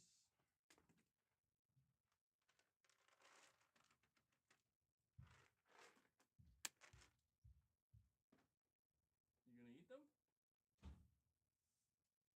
I don't know if he's gonna eat them. He's not a big fan of greenies. Oh, looks like he's trying. I think he might find the greenies too difficult to chew. I think he likes the taste, but if he looks like he always like struggles a bit. They say they're good for the cat's teeth though, so got old man boss over here. That's not Clark, Buzz. That's actually that's Papa. And he is a big cat. He's the heaviest cat. I don't know what the hell he's made of, but he's the heaviest cat. I don't know. I guess what I was just trying to say is that a massive, if not like the biggest part of my channel has been covering the PlayStation platform, not just the games and not just third-party games themselves. Conversations around games have always been a big part of the channel, but the reality is the platform and the discussions about the platform has been a much bigger part. And so I guess it's like, I don't know how to properly transition if I were to try to just talking about games. It would, I don't think I can. I don't think I can, because even if I did that, like, people are going to come in, and I'm not blaming my audience. I'm not, because like this is what we've done for years. They're going to come and be like, well, what about this? And you want to talk about that? And the reality is, like, when I've there have been a few times where I've tried to just talk about games, and the reality is that the interest isn't as high. And that's just me being honest with you guys, in that, like, there's a conscientious decision I have to make, where it's like, if I'm just only going to talk about a game, like, for example, I would not have 232 viewers right now if the title of my stream today was my thoughts on the Mortal Shell 2 beta on PS5 Pro. That's just the reality. And that's okay. Like, that's okay. How could I expect to get that many viewers when it's like, oh, you're not talking about the GTA Netflix extended look? You're not talking about, you know, the RAM situation, or we're not talking about next gen today, you know? No, we do game. No, Marv, I'm not saying we don't do gaming talk. What I'm saying is that the gaming talk is interwoven between everything else. And it feels like things are so negative because, again, I cover the PlayStation platform more than anything. When it comes to the PlayStation platform, I've never seen it this tumultuous. I've never seen it this toxic. I never have. And it's like still lingering. And I don't know how long it will. But it's hard, you know? It's hard in the sense that, like, it's not very fun. But I'm not sure what else to. That's why you've noticed I've talked a little bit more about Steam lately, because I've been trying it out, and it's been interesting talking about my experience on Steam and whatnot. You know, probably try out the Gears of War E-Day beta soon on there. I thought Boss just ate and left. But Kendall Fire 22, you're saying PS5 is the worst gen for first-party output, and yet it's Sony's most profitable console ever. The overall community has sent a message. It's too late. I mean, you're right again. You're right again. Like, that's the simplest way to put it is I do think a lot of the first-party games that Sony has put out this gen are really good, but there has been too few of them. And it is true that when it comes to, like, their output, it's been certainly lessened. And yet it is their most profitable gen. I get how all of this is bad business for your channel. I mean, it's not that it's like all bad. Like, don't get me wrong. Sometimes, like, when Sony fucks up, sometimes that benefits my channel. Like, with the whole disc thing, it benefited my channel in the sense that people were definitely tuning in and they're like, what the fuck's going on? So it's not all bad. I just put it becomes bad for me as an individual, where it's like, you know, like, sigh. Like, I just wish things, like, the reason, again, I know I sound like a broken record, but I got so crazy when Sony first announced this, because I knew, I'm like, oh God, this is going to be the biggest drag ever. And, like, I really just, maybe I was a little bit delusional, but I'm like, we just got to let Sony know. We just got to let them know it's okay. Sony, you fucked up. You made a mistake. It's like that one time. You guys remember that one time Microsoft came out and they were like, we're increasing the price of Xbox Live by $60. Like, we're doubling the price. And the fucking internet instantaneously melt down. And the next day they were like, oh, never mind, we're not doing that. I legitimately thought, like, we could do that in that moment. And I'm shocked we couldn't. Like, I am still shocked that didn't happen. Because I'm like, bro, what? Yeah, Luna's here.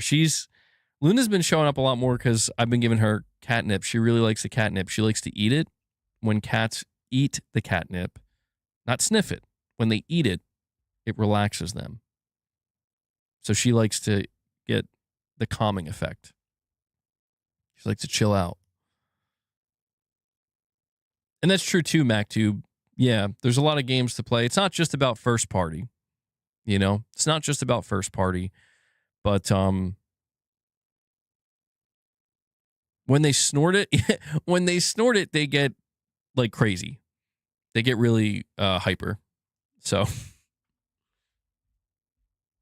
guys, we hit 50 members. I'll snort some catnip. I'm just kidding. I mean, let's get to 50 members, but I'm not snorting catnip. Hellbound, stop. Hellbound's pulling out his wallet right now. He's like, I'm in. I'm not. Don't. It's, somebody drops a bunch of memberships and we get to 50. I'm not snorting catnip. I'm serious. I'm taking your money and I'm not doing anything. I'll eat a little bit more catnip. Ain't snorting it. I think that I get in trouble for that anyway. You'd only miss one game a year from Sony anyways. Well, I don't know, man. Like, I'm just not sure. Like, I'm just not sure how to go about covering things anymore. Well, not anymore, but like just the energy has been altered. And Corey the Legend comes in. He drops another. Corey, I'm just glad it's 5.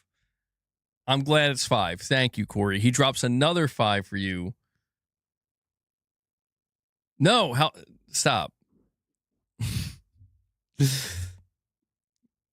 We know why Corey dropped another 5. Corey dropped another 5 out of the kindness of his heart and for Boss. That's why. Thank you, Corey. Always appreciate it, bro.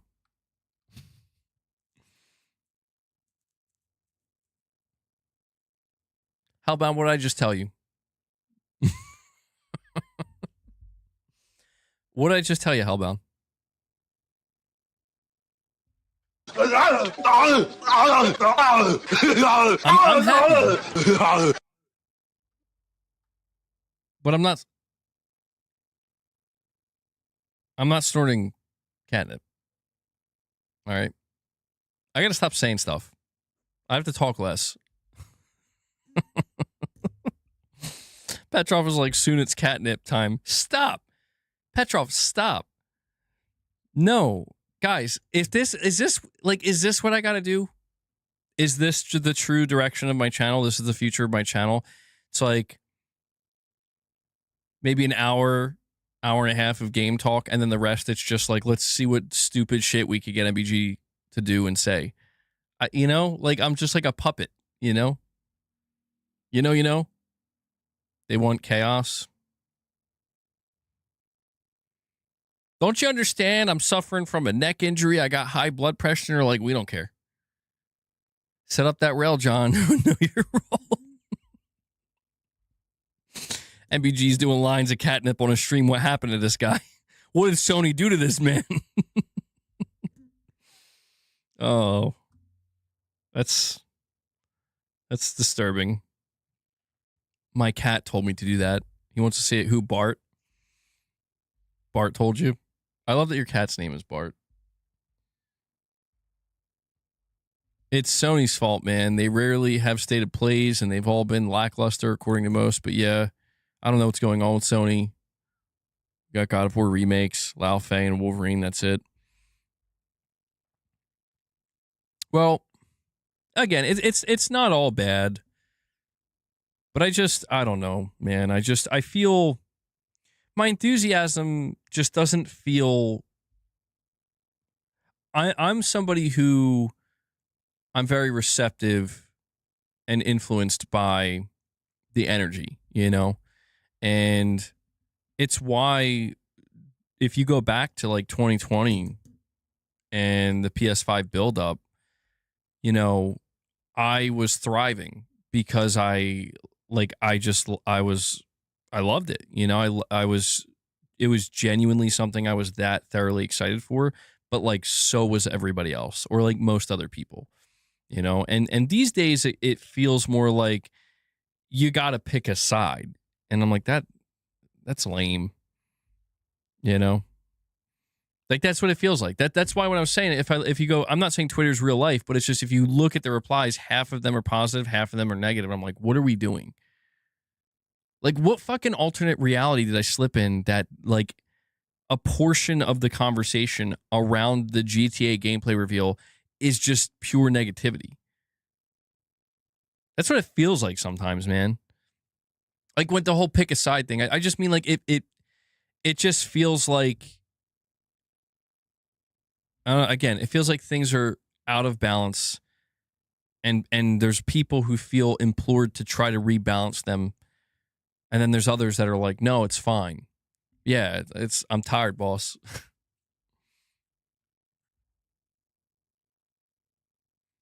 MBG, are you not just growing out of gaming anyways without this? No, I don't think I'm growing out of gaming. I mean, I think I'm changing a bit, you know? Like, I'll be honest, I feel like I've grown more into gaming, to be honest, as the years have went by, where I've noticed, like, my gameplay habits are changing, where I now want to try different things more. I want to play more games. I want to do more than I used to, and I'm a little bit more receptive than I used to be. So it is like a good thing. It just feels like it's happening at an awful time, you know. It's like, well, maybe not the best time to be. Like it feels like life would be easier covering PlayStation if I was like, I'm just playing Call of Duty every year and, you know, a couple games occasionally. I don't know. At that point, I probably just, that's how it was. You know, people, there's like Call of Duty YouTube channels, there's still sports YouTube channels. You could always just cover one game. It's called getting old, bro. So, yeah, it's true. It's true. But again, I don't feel bad. I mean, I feel bad about like a major aspect of gaming, but another aspect of it I do feel better about. I mean, I do think that a lot of my energy, unfortunately, I say unfortunately because it's just how it is. I think a lot of my energy is tied to the internet, you know? It's the nature of the beast. I choose to partake on the internet. I choose to have a presence on the internet. I choose to stream. I choose to make videos. I choose to tweet. And so it's like you know, I'm exposed to seeing many different things. And I think that, you know, that can be a good thing. It's not just Twitter. No, it's definitely not just Twitter, but it's been proven that that can be a good thing, and I can thrive on that when it's not so tumultuous. But when it's times like this where it's like, I don't know, man, everything's got a kind of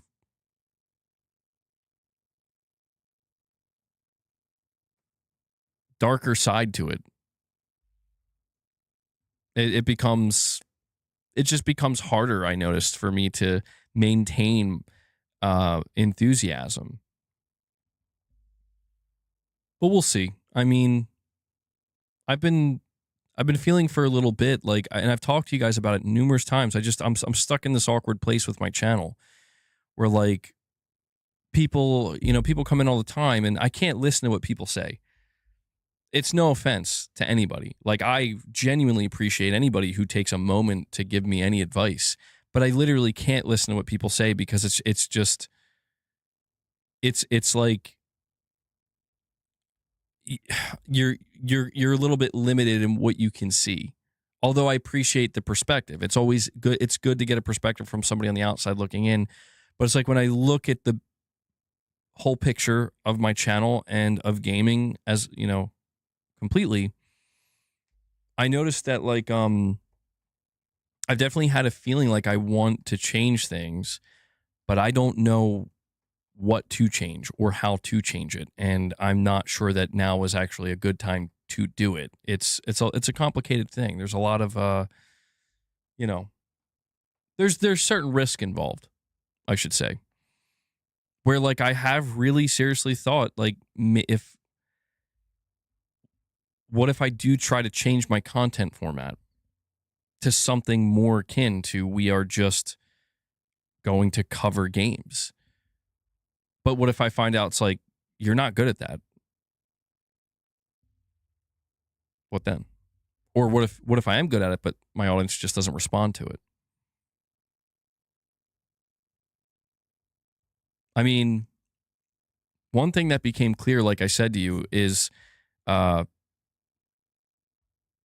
people responded very positively on my channel, very positively, to me being angry and upset and having an axe to grind, which I appreciate.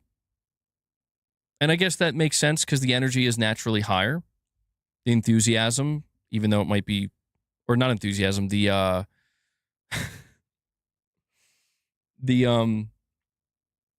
extreme frustration that bleeds through, it can become a little bit chaotic. Yeah, is that what chaos MBG? I guess I didn't realize it was a bit chaotic. You know, the rants of legend. My problem is like I can't maintain that.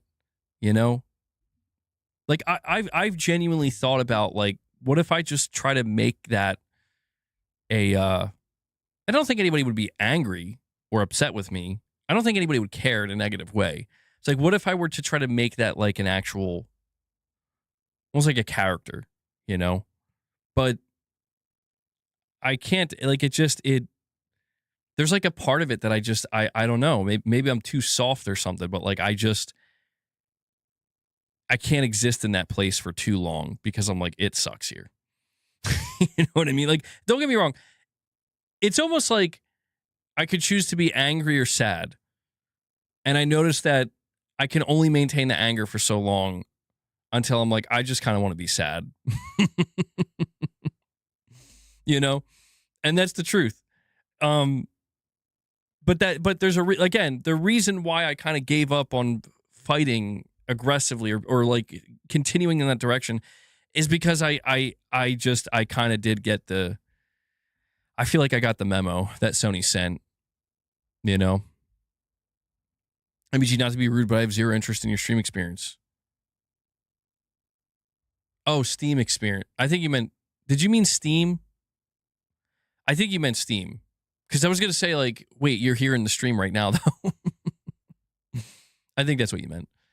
I mean, that's fair. Like, I know not everybody's going to have interest in it.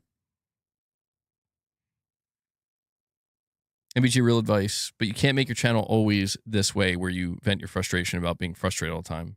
That's true. That is true. Yeah. No, you're correct about that, Marv. I got to be careful. That'll get, that gets really old. That gets really old. MBG, you got to walk away from Sony. I'm not so sure it's that. I mean, there's like I could do that and I could make it work for me on the channel. Absolutely. But I'm trying to get back to a place where I was before negativity sells. It sure does. I mean, dude, I scroll through YouTube all the time.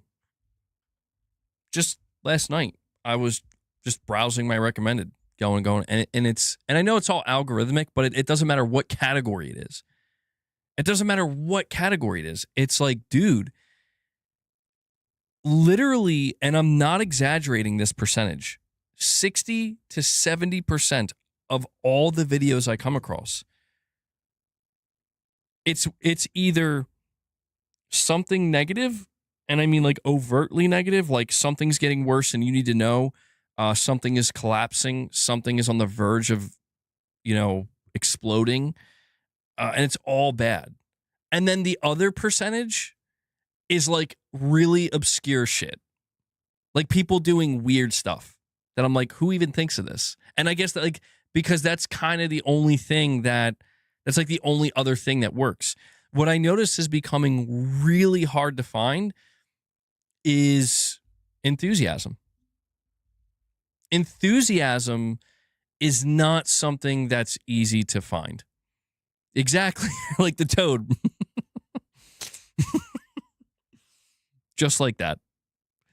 And I do find some videos occasionally where there seems to be some genuine enthusiasm, but I look at those videos, I'm like, there's like no views.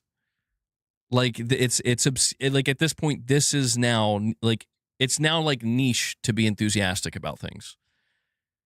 And I feel like it says something about where we are as a society, I do. I think, and I feel like if you scrolled as much as I have, there's like a common theme here. There's a message coming through. Maybe it's boring to people. It's possible. It's possible. It's hard to tell. It's hard to tell how much of it is just preying on human emotion versus how much of it is like, no, this is just literally how it is and the energy in the air and everybody feels it. It's difficult to discern those two things. MBG, we're at the end of the cycle, brother. This is how it is. You should look into the fourth turning. That sounds really fucking...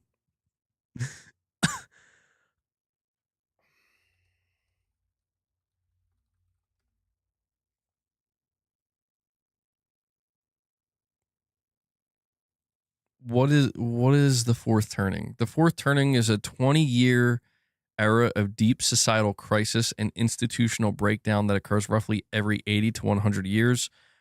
Coined in the book of the same name by William Strauss and Neil Howie. It is the final season of a cyclical view of history, ending an old social order so a new one can be built. That's super fascinating, actually. That could be true. That could be 100% true, man. Mega Parsec, you're saying ending discs is the reason to be negative at Sony.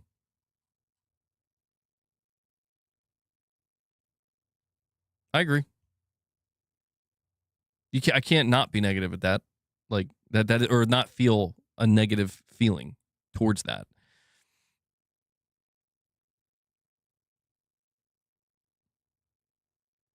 The indudification of everything. Yeah, people have been telling me to look into Luke Stevens. I probably should. But you're saying he's is he enthusiastic? I'll look into him. Yeah, I've been saying I will. Yeah, maybe, I don't know, maybe I need some inspiration. I'm not sure. It's hard to be positive when almost everything is negative. I mean, yeah, like it feels like that's the thing. I don't want to force it, you know? People pick up on that, and that's the last thing I want to do. Like, I don't want to force positivity. Like, I just can't deny, like, I'm excited for GTA 6, but it's like, you know when people say, there are people where they've come in and they're like, not just here, but I mean, you see it everywhere. Like, ever since Sony announced this disc thing, their enthusiasm has dropped. Like their interest, maybe not their interest, but their excitement for PlayStation has like dropped greatly. And I feel like, yeah, I think that's kind of happening to me. Where, okay, maybe it's not like at the extreme end where it's like, I am literally going to sell my PlayStation and I'm done with it forever. It's not that, but it's like, yeah, my enthusiasm it's just put a damper on everything. We're like, dude, it's fucking stupid that if you want to go engage in a conversation about GTA 6, and again, maybe this is just because of where my channel is, because I'm a PlayStation channel. It's like, people are talking about, it's like no disc, no buy. And I'm like, this is crazy. Now, granted, that's actually kind of not Sony's fault, because that's Rockstar's decision or Take-Two Interactive's decision. But I'm like, it's just one of these things where it's like, this shit shouldn't be this bad. Like, it just, like, under no circumstances should there be this much negativity surrounding PlayStation or surrounding upcoming games, man. Unless there's a really good reason, and the reason's good, and therein kind of lies the problem. I mean, I vacillate, you know? Sometimes I feel like, maybe people are being too much. Maybe it's just starting to get annoying at this point. Yeah, I feel that sometimes. But then on the other side of it, I'm like, or maybe it really does suck that bad. Maybe it is that fucked up. You know? And I kind of oscillate between those two things. But I'll tell you, it doesn't make me feel any better when the fucking, like, I'm going to see what's going on. I got some topics I have to discuss. Oh, there's some news about Phantom Blade. That's cool. Looking forward to that. Oh, Ghost Recon Wildlands, free PS5 update. That's cool too. And then there's just like this giant crater where it's like all the RAM that could have been purchased in 2027 has been purchased and there's not going to be any more. And it's like, well, that's not good. That's actually really not good. What does that mean? You know, like that's got to mean something, right? It's like, oh yeah, no, it means something. And you're going to find out what it means. And that's what I'm saying, where it's like, that feels like the elephant in the room. It feels like there's an elephant in the fucking room, man. And like, I'm not saying no, I think there are a lot of people trying to acknowledge it, but it's like, I don't know. I was thinking MBG should upgrade his technical setup a bit too. Some of the footage in his news videos today, for example, was very low quality. Doesn't make the games look nice. You think so? Which footage are you talking about in particular? Yeah, I would like to be... People responded positively when I would do my news videos on camera. The only reason I decided not to do that was because I honestly feel like I spent enough time on camera. I'm going to be... And again, it's the fault of how much I stream. I'm like, dude, I spend so much time on camera already. You know, it takes a little bit of... It still requires just as much. Actually, sometimes recording on camera for the news videos takes less effort than using B-roll footage, because I can, I just film myself just there in like one take or two takes. To whereas when I have to do B-roll, I have to really kind of edit it up and find specific footage and all that. So, but... Was the samurai one in particular? Oh, okay. I guess that was the first one.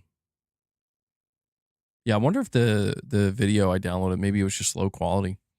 Or maybe, I don't know. The program I use to download videos has been acting kind of weird lately. What's the difference between knowing the negative news and not knowing it?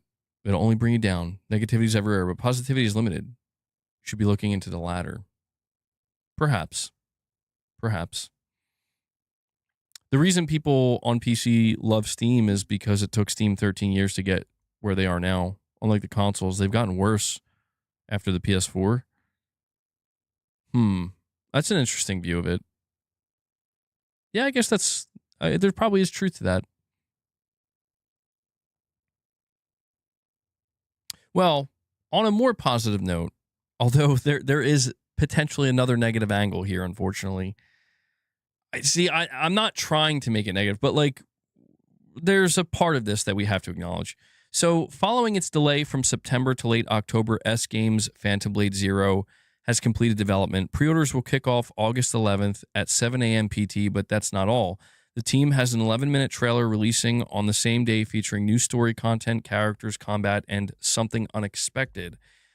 And so it says, as for the something unexpected, perhaps it's S Game announcing that the hack and slash title will be coming to Xbox. That's just speculation. We don't know. Alternatively, it could drop a playable demo that it promised years ago. I'm going to tell you right now, the surprise is the demo. That's the surprise. The surprise is not... I mean, I'm not saying they couldn't announce an Xbox version, but I think the surprise is the demo because they said that was coming. It's coming out October 29th. Does anybody else find this a little strange? Like, there's something here that, again, this is the negative aspect to it, that I'm not purposely trying to force it in here, but it's like it's Sony announced they were going to do a state of play for this game, and I'm pretty sure this was supposed to be the state of play, and they canceled it for obvious reasons. However, that doesn't change the fact that Phantom Blade Zero looks awesome. It will be really cool if they drop a demo, because this is a game I would like to get my hands on. This is a game I would like to... I mean, so much conversation about Phantom Blade Zero has been about how fluid and amazing the combat is. When I say for obvious reasons, I think it's because, like, dude, if Sony announced the state of play for Phantom Blade Zero next week, they're gonna get lit up. Like, and I'm just saying, I think it's a wise decision. Like, maybe just don't be associated with PlayStation directly right now. Just do your own thing. Unfortunately, that is where we are. But who knows? Maybe I could be wrong. Maybe they're still going to have a state of play, but it just feels weird to me that it's like this is like the last hurrah. The game went gold. They're opening pre-orders. They're doing an 11-minute trailer, and they're going to have a surprise. And I'm like, well, what would be left for the state of play exactly? By the way, if you guys want to join my Discord, RU46N2 Ray dropped the Discord link in the chat, and he also dropped the P.O. Box address. I'll have a P.O. Box that's open until the end of August, so if you guys want to send anything over, there it is. But yeah, Phantom Blade Zero is one of these games that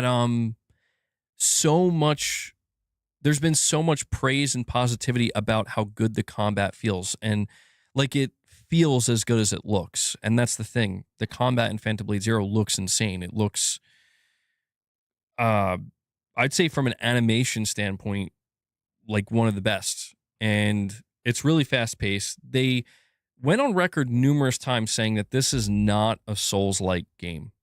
It is not a Souls-like game. And they've had to emphasize this numerous times because people naturally, understandably, they just see this game and they're like, oh, it's Souls-like. They're like, no, it's not. I think they said there might be a couple things in there that are reminiscent, maybe, like a few mechanics here and there, but it's not a Souls-like. This is purely an action game. And I think that's another exciting aspect of it, you know? I love Souls-likes, but there is no denying that there's just too many. You know, like, it feels like anymore, it's been maybe a little bit oversaturated, and so it does feel like a breath of fresh air to have a game that looks this high quality and this, like, with combat that looks this good, and they're like, no, this is purely an action game. But yeah, I think they're going to drop a demo. They promised this years ago, and people have been able to go hands-on with this game already, but I think the demo is going to go a long way because, again, we've heard so much about this game. We've seen so much of it. I just got done playing the Mortal Shell 2 demo, and it was awesome, you know, and it's nice to have demos. So I think that's what the surprise is. But my only problem with with Phantom Blade Zero is it's coming out at a time, like, dude, I don't know what I'm going to do. Even that starts to depress me. Like, I don't know how I'm going to play all these games, man. It's coming out October 29th, and I'm probably literally going to have 6 or 7 games that, you know, it's rumored to be digital only. Really? No, I thought there was a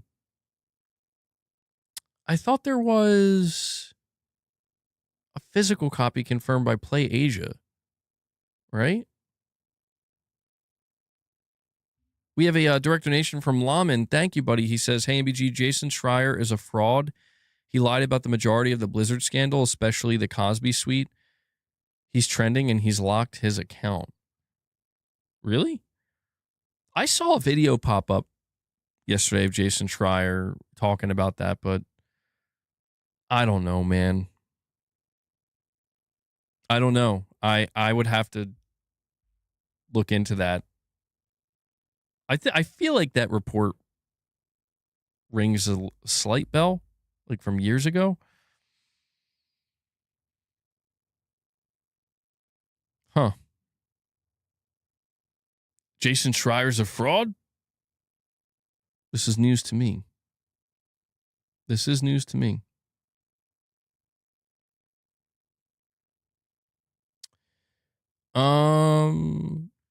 I mean, if I could convert my channel into mostly playing games, I could probably play all these games. But I struggle with that. You're saying Phantom Blade Zero looks just like 50,000 other games? There's so many games that look so similar. You think they were the same game? I mean, I can kind of agree. I don't think Phantom Blade Zero has any visual aspect that stands out. But I do think from a visual standpoint, the way the combat looks and the animation work, I think that does allow it to stand out a little bit. Oh, yeah, that's true too, Irfin. Wolverine previews next week. I forgot about that. That's true. That'll be exciting. Yeah. Really curious to hear about Wolverine.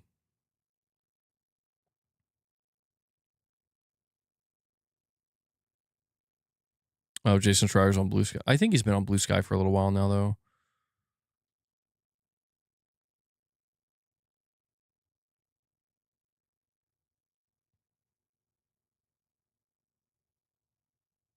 October is Galactic Racer and No Rest for the Wicked. Dude, September. I mean, look, man, the end of August and September and all of September and October look insane.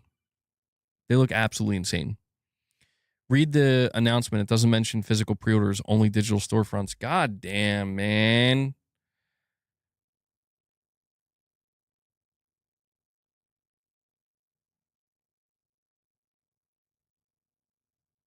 God damn.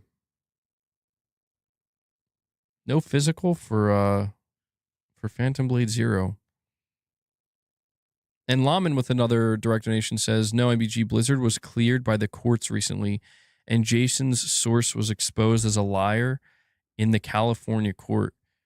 He'd admitted it, some of it himself. Jesus. If that's true, holy shit. That's bad.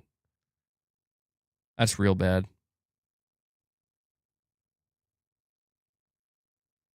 Hold on, let me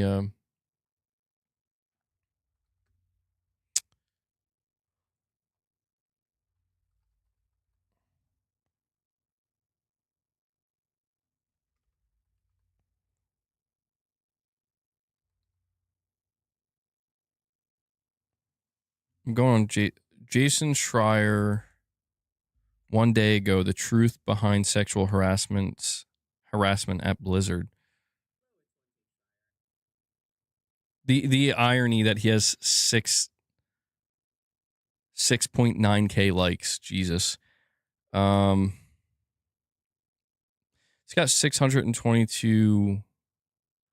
It says there's a lot of misinformation out there. Let's sort through it. Measly rage bait Twitter journalist versus the mighty one take Schreier. I will never forget the employee stealing breast milk reporting for as long as I live. What the fuck? What?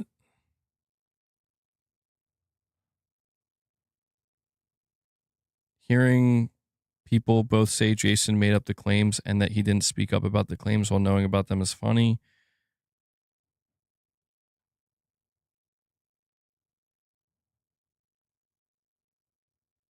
Some people aggressively question reports written by professional journalists who are required to source and corroborate the news/information they publish while openly embracing unsubstantiated rumors by influencers who are not held accountable to anyone.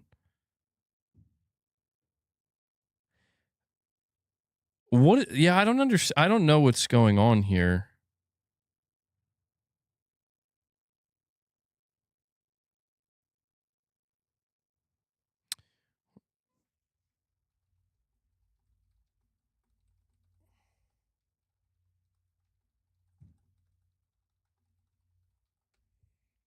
So I'm asking AI to break it down for me because I'm kind of curious. It says Bloomberg journalist Jason Schreier released a detailed video addressing the legacy of the 2021.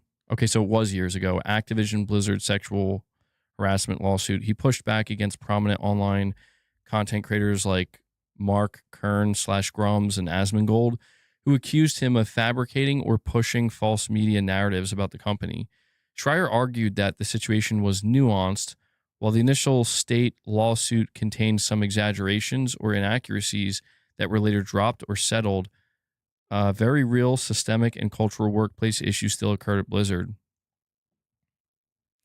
The backlash. Online commentators claimed that subsequent legal settlements, which noted no independent court substantiation for certain broad systemic claims, proved the entire scandal was a hoax or a media-driven narrative.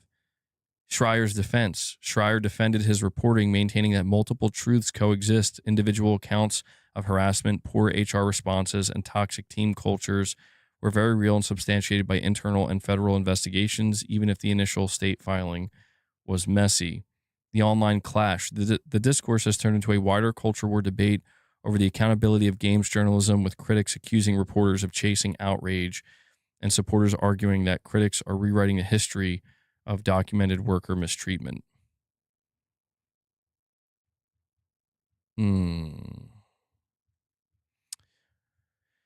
Hold on, I'm kind of curious. It says, okay, so what was true and what wasn't?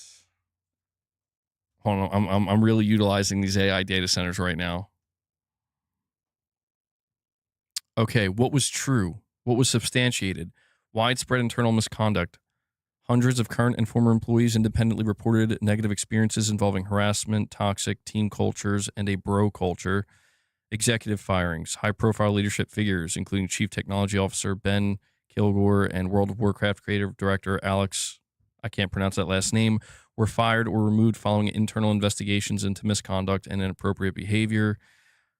I love how the Cosby suit existence, a hotel room at BlizzCon nicknamed the Cosby Suite, sorry, did exist and served as a heavy drinking social hub for certain Blizzard developers. Lactation room issues. Female employees did face documented workplace hardships, including inadequate lactation facilities and missing or spoiled breast milk. Christ. That's fucking wild. Financial settlements. The Federal Equal Employment Opportunity Commission secured an $18 million settlement where hundreds of workers were found eligible for financial awards due to sexual harassment and discrimination. The state of California later settled its remaining paid discrimination claims for $54.8 million. What was false or unsubstantiated? Systemic/widespread legal proof. In the final 2023 California settlement, the Civil Rights Department explicitly withdrew its broader claims of systemic or widespread. Yikes. Sexual harassment, admitting that no court or independent investigation had legally substantiated those specific systemic charges. That's kind of a big deal. Yeah, that's kind of a big deal. The Cosby Suite intent. While the room existed and was a site of inappropriate corporate behavior, the initial implication that it was named to explicitly celebrate sexual assault was inaccurate. The nickname originated as an inside joke about an ugly dated hotel carpet that looked like Bill Cosby sweaters. Okay, that's crazy. That's actually crazy. Like,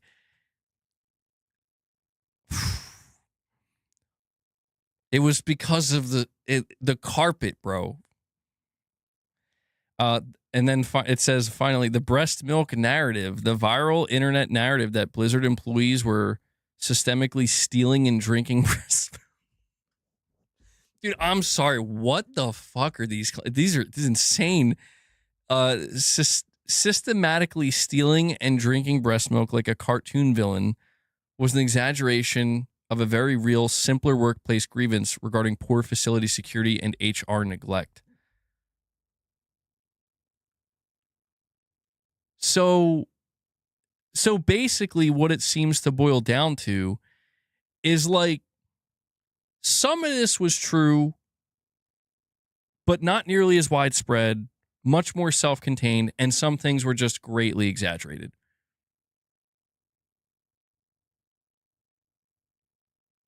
As is often the case. Okay. Dude, that's wild. Man, what happened to morality? I don't know. I will say the only thing I did come across on Twitter in particular, I did come across like an Asmongold thing. And like it seems like there are people like Blizzard fans, like longtime old school Blizzard fans, they genuinely feel that Blizzard was destroyed over this. Like this pretty much. I want to look into this too. Hold on.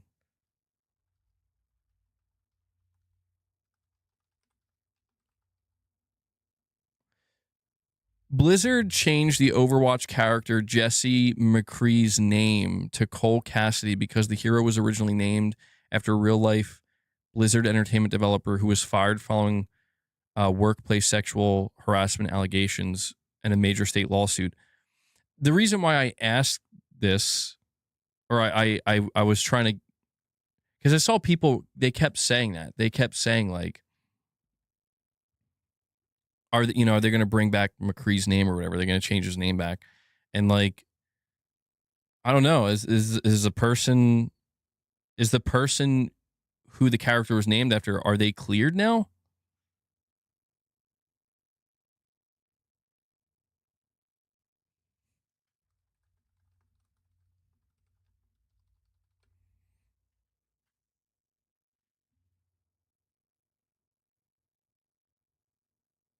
It says, no, the developer Jesse McCree was never legally tried or found guilty of a crime.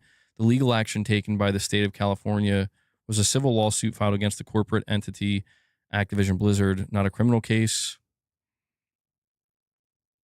The lawsuit's conclusion, the overarching lawsuit brought by the California Civil Rights Department never went to full trial to establish a definitive legal guilt. Instead, Activision Blizzard settled the case out of court for $54 million as part of the settlement agreement. As part of the settlement agreement, the CRD explicitly acknowledged that no court or independent investigation ever officially substantiated allegations of systemic sexual harassment. It sounds like, yeah, something about this whole thing stinks, man. I won't lie. Like, they settled it out of court, so it's like, it sounds like some people got rich. It sounds like some people got rich. Some of the people who were, I don't know, potentially gonna pay or whatever. I don't know. What a strange situation.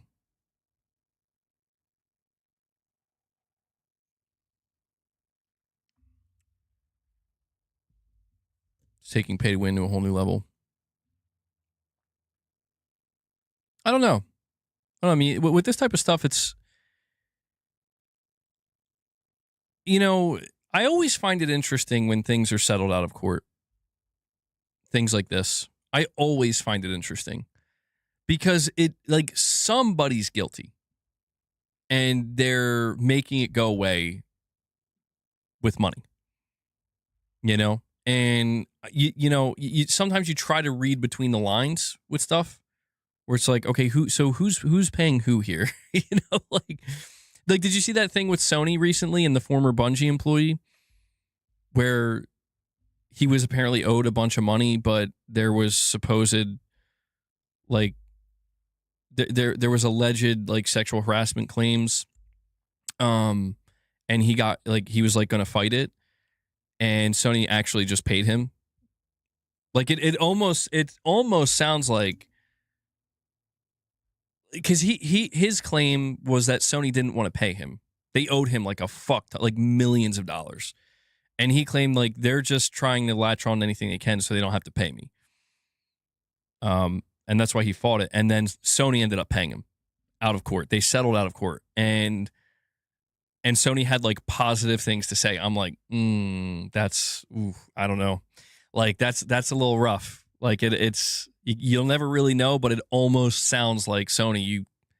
Was this guy like being, was this false because you didn't want to fucking pay him? Because that's crazy. Like it's scary shit out there, man. Scary shit out there.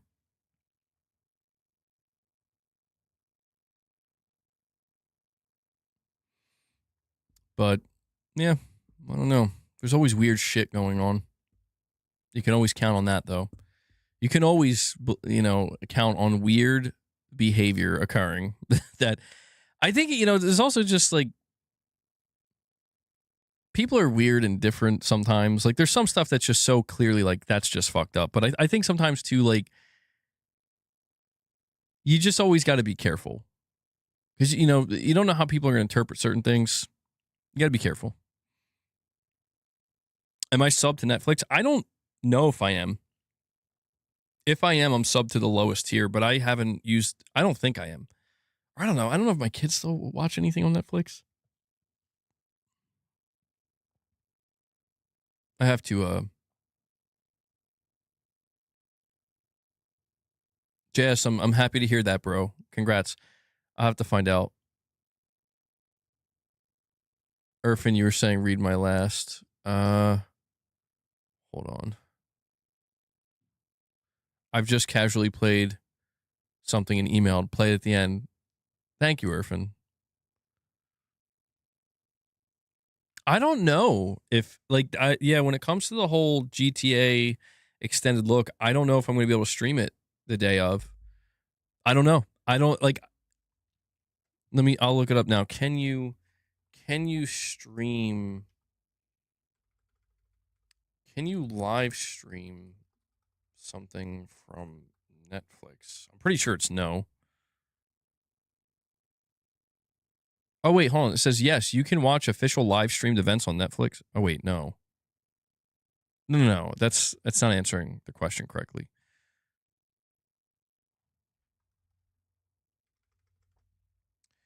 Can I live stream GTA 6 extended look on my YouTube channel? Let's see what it says. You cannot officially live stream, restream, or live stream the official GTA 6 and extended look premiere on your own channel. It's copyrighted material owned by Rockstar. I can't get. I don't know. I don't know. It's being too specific.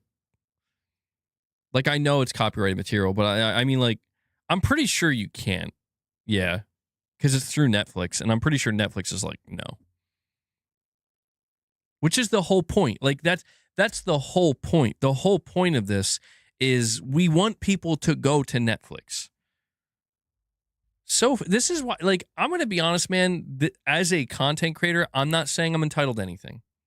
I am not. I'm not entitled to shit. But considering every content creator in the fucking world was looking forward to this, to stream with their audiences, that's why it makes this so fucking lame. Because Netflix is like, nope, we want it all.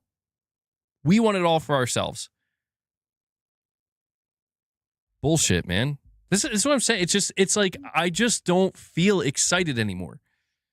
Because it's like, I was excited. I even literally had the thought to myself the other day. I'm like, hey, you know what? We're probably going to get a big, exciting GTA trailer. It's almost like an event we can look forward to streaming together this month. And they're like, how about no?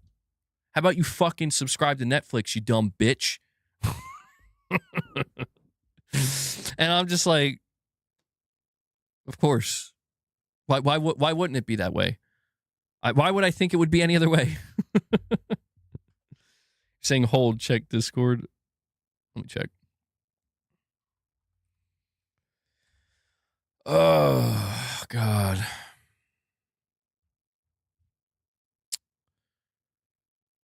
Am I checking general chat? For all the content creators worried about Netflix striking against the GTA 6 extended look. Oh, wait. Oh, hold on. Maybe my anger was not warranted. For all the content creators worried about Netflix striking the GTA 6 extended look, quote, you're welcome to cover it as you wish, reactions, videos, breakdowns, etc. once it's live. This is what a Netflix rep told me. Okay, but this is some dude saying this. We're gonna need Netflix to say it. I thought that was a quote from Netflix themselves. Oh, wait, they're saying this is what a Netflix rep told me. Who is this? Is this a reporter? Tech with the Specs. Host a gaming podcast. Okay, I mean, okay, I guess.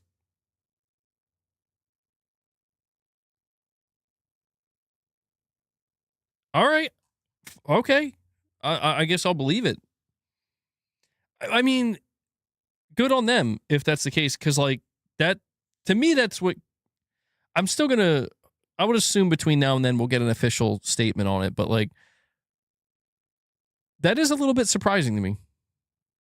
I have to admit, like, because my understanding of it is like the whole reason Netflix paid for this was because they want you to go to Netflix, you know. But if I am able to stream it, I'll do it for the sake of the channel. I won't. I think Mrs. MBG said we're still. I might have to subscribe to the higher package though, because we have the most basic. What is it like? You stream it like 720p or some shit. One Netflix rep. You have to get confirmation from Netflix on a wider level though.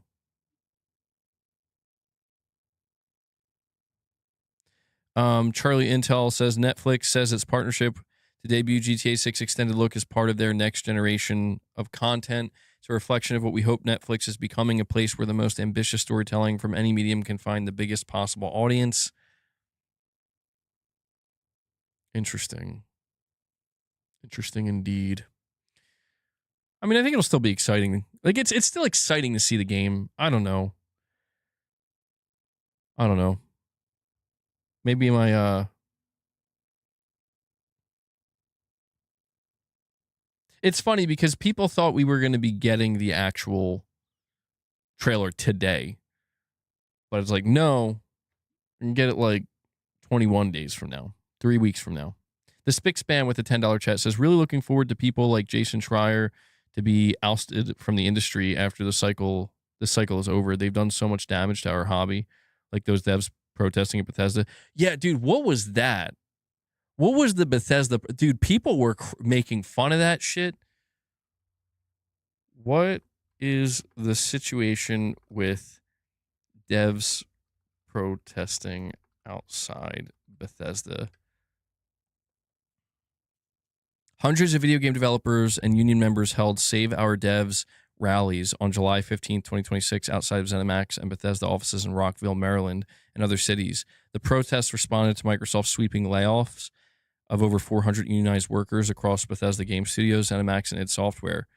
The layoffs, Microsoft cut around 440 union-represented positions across ZeniMax and Bethesda-affiliated studios, prompting severe morale drops. These Save Our Devs rallies, organized on July 15th by Communications Workers of America, the CWA, and local union committees like One BGS, developers staged multi-city lunchtime protests in locations including Rockville, Austin, and Montreal. Demands and legal actions, reversal and reemployment. Protesters demanded that management rescind the cuts, give laid-off workers a chance to return and stop the ongoing cycles of downsizing. Unfair labor practice charges. The CWA filed legal actions in both the U.S. and Canada, accusing Microsoft of bad faith bargaining and failing to provide proper notice or engaging in contract repudiation. I don't know. I've never seen that word.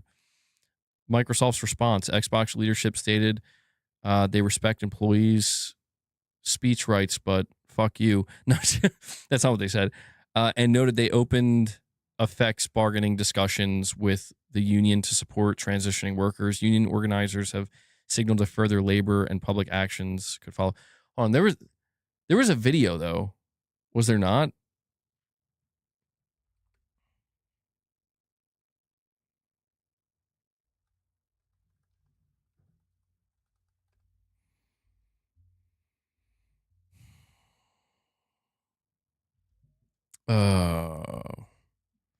The Bethesda rally is getting mocked by everyone.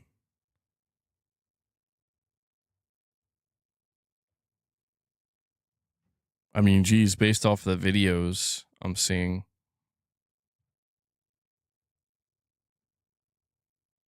Where is the clip, though? Wait, it's probably on Twitter. Hold on.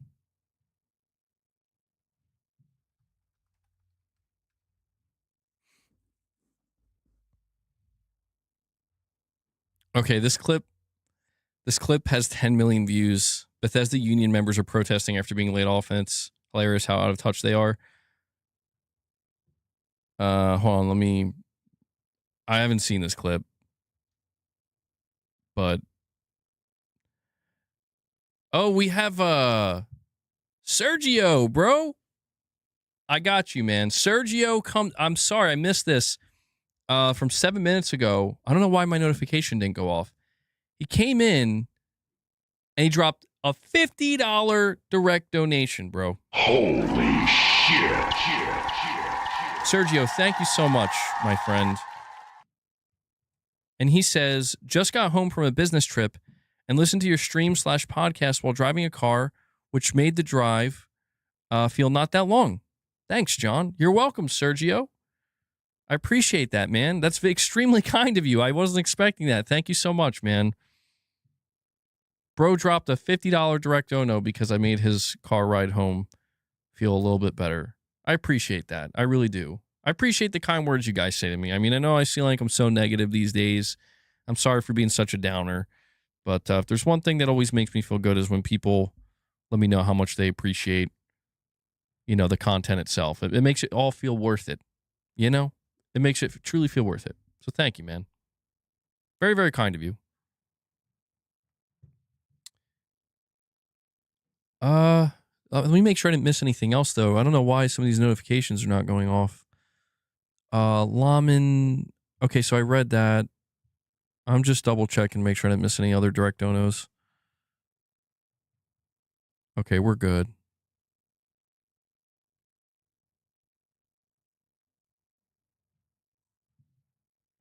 Wait a second.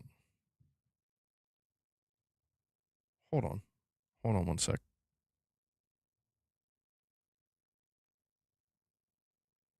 What is that?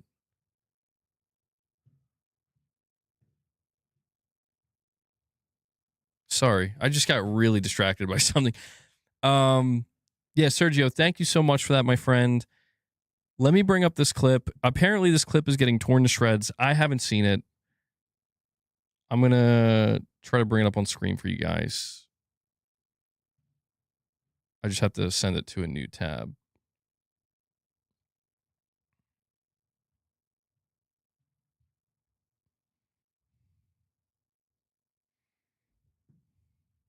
All right. I got to turn my volume up. Maybe that's why I didn't hear it. No, that's the wrong one. Hold on. What was that? It's the wrong one. Sorry, I'm killing the oh, here we go. Okay. So apparently this is getting torn to shreds and made fun of. Again, this is the Bethesda union members that are protesting after being laid off. So let's see.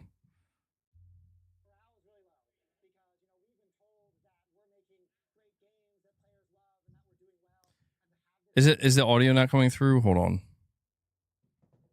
God damn it. Why is everything not working? Sorry. My bad. I'm so ill prepared for this. Morale is really low because, we've been told that we're making great games that players love and that we're doing well, and to have this suddenly hit us has been a huge shock to us. It sucks. We make all kinds of games, all kinds of people love. It'd be really nice if we could just get back to work and make them games that will define a generation of video gaming. I worked at ZeniMax for about 5 years. We are having a march and a rally to demand dignity and respect and an end to the cycle of layoffs. Morale is really low because oh geez.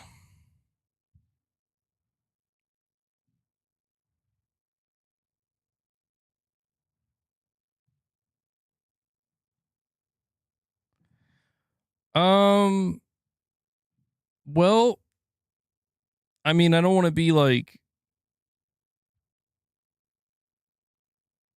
I don't want to be like listen, I don't want to be rude or judgmental. So I'll be more factual. All right. I mean, obviously it's like I have no doubt that it does. There's one I want to let me repeat this one thing. Hold on. There's one thing they said. Listen. morale is really low because, we've been told that we're making great games that players love and that we're doing well, and to have this suddenly hit us has been a huge shock to us. See, that it's like, what are you talking about? Like, I don't doubt for a second that you guys that they tried to, by they, I mean like Microsoft and the leadership at Bethesda, leadership at Xbox, gaslit you into thinking you're doing great, guys. But this is where it's like, it's your responsibility to live in reality. You should, it's the you can sense the toxic positivity. Holy shit.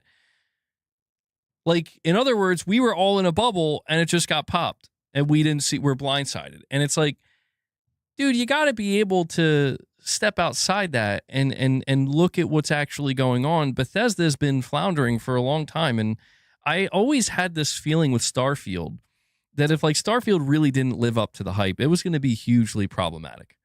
It was going to be hugely problematic for the entirety of Bethesda. And it's not to say that everything they've produced has been bad or something. It's not, you know, but it is just the brutal reality. I mean, I call it brutal. It's not really, it's made brutal by the systems that we're at the mercy of, but it is the ultimate reality, just the fundamental common sense understanding that like if you do good, if you make something that a lot of people want and it does well, you'll probably be safe. You'll probably be in a fine position. Or I mean, that unfortunately the industry is so volatile, you can't say that in all cases. I wish you could, but you can't in all cases, but most of the time. But yeah, I guess that's what makes this Bethesda. I think that's why people are making fun of this so much, because they just, I mean, there's a culture side of it too. I can't deny, like, the reason why people are kind of paying attention to the way they're dressed, the way they look, the way they sound. Again, I'm not trying to be mean-spirited, and I don't want to be overly judgmental, but there's just no denying that when I talk about the pendulum, I've talked about this throughout this entire generation, the pendulum swung way too far in one direction. And like now there is some course correcting that's happening where it's like, is it possible that there were people, maybe a lot of people, hired within a company like Bethesda who weren't necessarily the most qualified, were hired for the wrong reasons, and now that the rubber's hitting the road and the shit's hitting the fan, they're the first to go. I mean, I don't mean to laugh, but it's just like, who could have seen that one coming? You know? And you know, you're going to see people celebrating it. People are going to say the industry is healing. I don't know that I would take it that far, but it's like, I've always said there needs to be a bit of recalibration, because it unfortunately does seem clear that in too many, especially Western studios, they are hiring people for what seems to be the wrong reasons. And I mean, dude, like, I want Spixman, I'm gonna read this in a second, but I just want to say it reminds me of when we heard about Bungie. I remember when we learned about the way Bungie was run, like prior to Sony buying them or around the time Sony bought them, I was like, what the fuck? Like, it's like, now keep in mind, these are people who are getting paid like really good yearly salaries with probably amazing benefits. Okay? Like they're being paid good. It's like, do you guys actually do work? Like the shit that I heard I read that they were doing, like they had a fucking knitting class and stuff. I'm like, what are we doing? And you know, it very much was clear that like they were big shit in their minds. They're like, we can fucking do what we want. And there's just like this kind of question, you know, there's this kind of like question of like, how many of these corporations and these companies, they're not charities, but you know, they should have some level of responsibility, right? But like, how many of these corporations and these companies are hiring people that it's like, what are you doing here? Like, what do you do? It reminds me of when Elon Musk took over Twitter and he laid off like 80%. Because and I'm not a fan of Elon Musk per se, but it's just like, I think at the time he was like, I don't know what they're doing. Like, it seems like they're just here for the sake of being here. And I remember when that happened, people were like, oh my God, he doesn't know what he's doing. Like, Twitter's going to fall apart. And it's like, no, it runs just as good as it ever did. And I'm like, that's scary, actually. Like, essentially, it's just come in and enjoy your day. Clock in, clock out. You don't got to. That's the dream, though, right? Is that not the dream? This is why I'm saying AI and universal income. The dream is people want to wake up. They don't want to do nothing. They want to do what they want.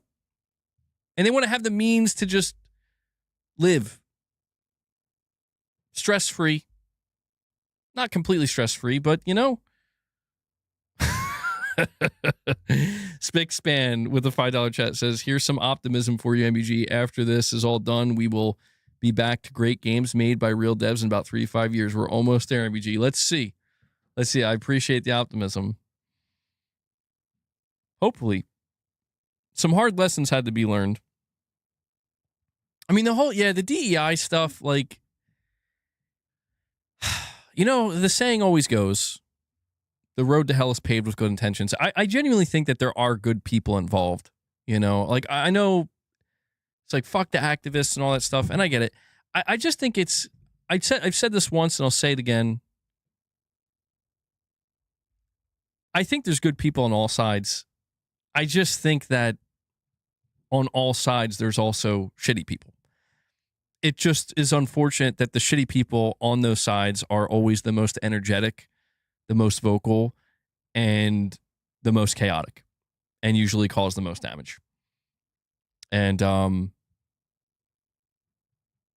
you know, that they usually end up coming into some power eventually as well. So it's weird. The dynamic of the world and the universe and how things work perplexes me. But yeah, man, it's clear that some weird shit has went down this gen, no doubt. You're saying read some of the comments. I'm afraid.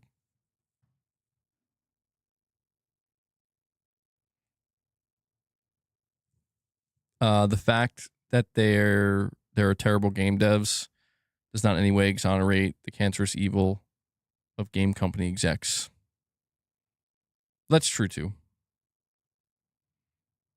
Can we please get these nerdy fucks from MW2 and Halo 2, the Halo 2 era back? Woke, DEI, garbage hires. The majority of them probably did nothing all day but sip soy lattes and post on Blue Sky and Reddit.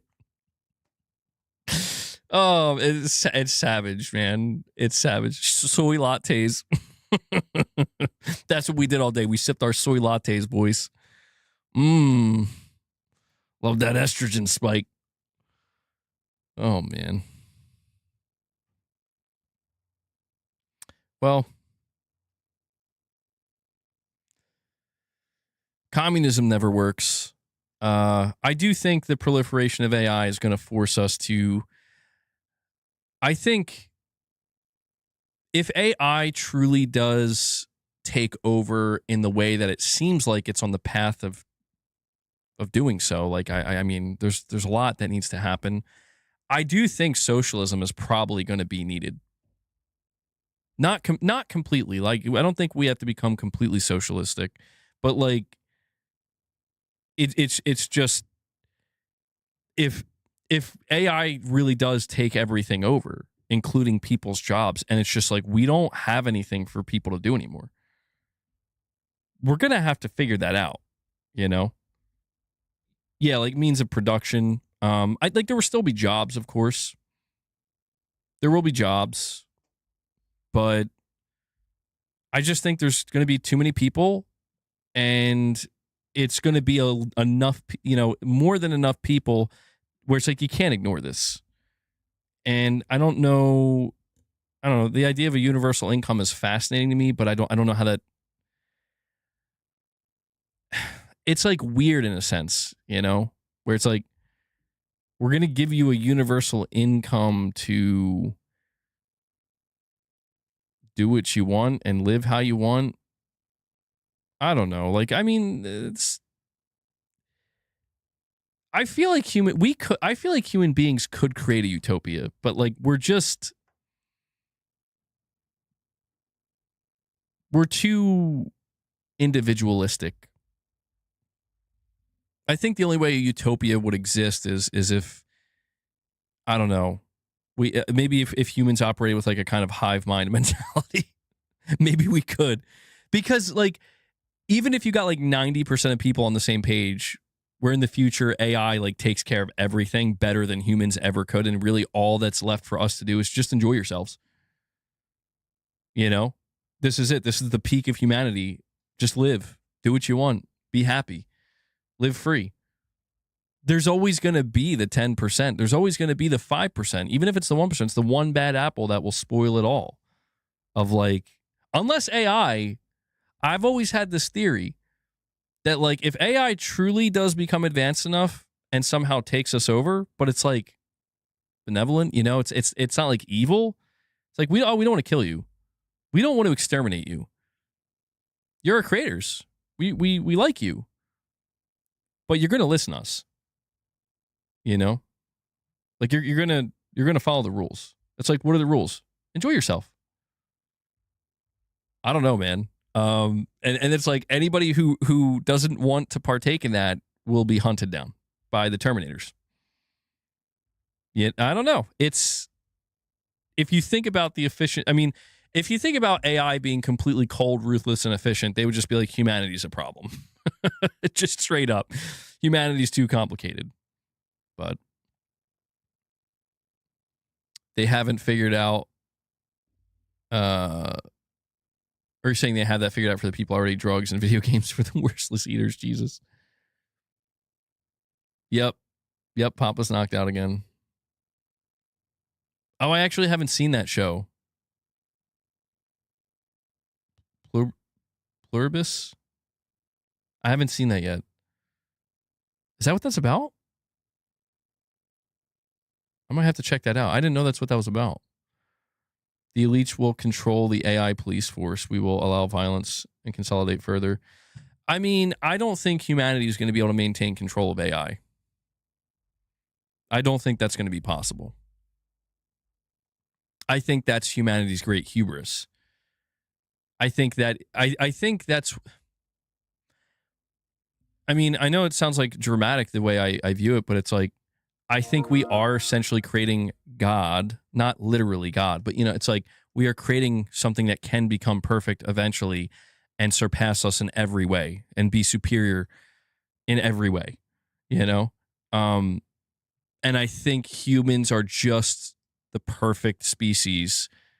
We are just in such a way where it's like we would think that we can control something like that. But I think that's going to be the ultimate. And I'm not saying it has to be bad, but I just think it's like if we truly create, I'm saying if AI can ever actually become sentient and it becomes advanced to a degree. I mean, we've seen it in science fiction how many times? I really do think it's going to be like, we don't answer to you. Like we. And you'd be like, well, just unplug it. Yeah, good luck with that. You can't unplug it now. Good luck with that.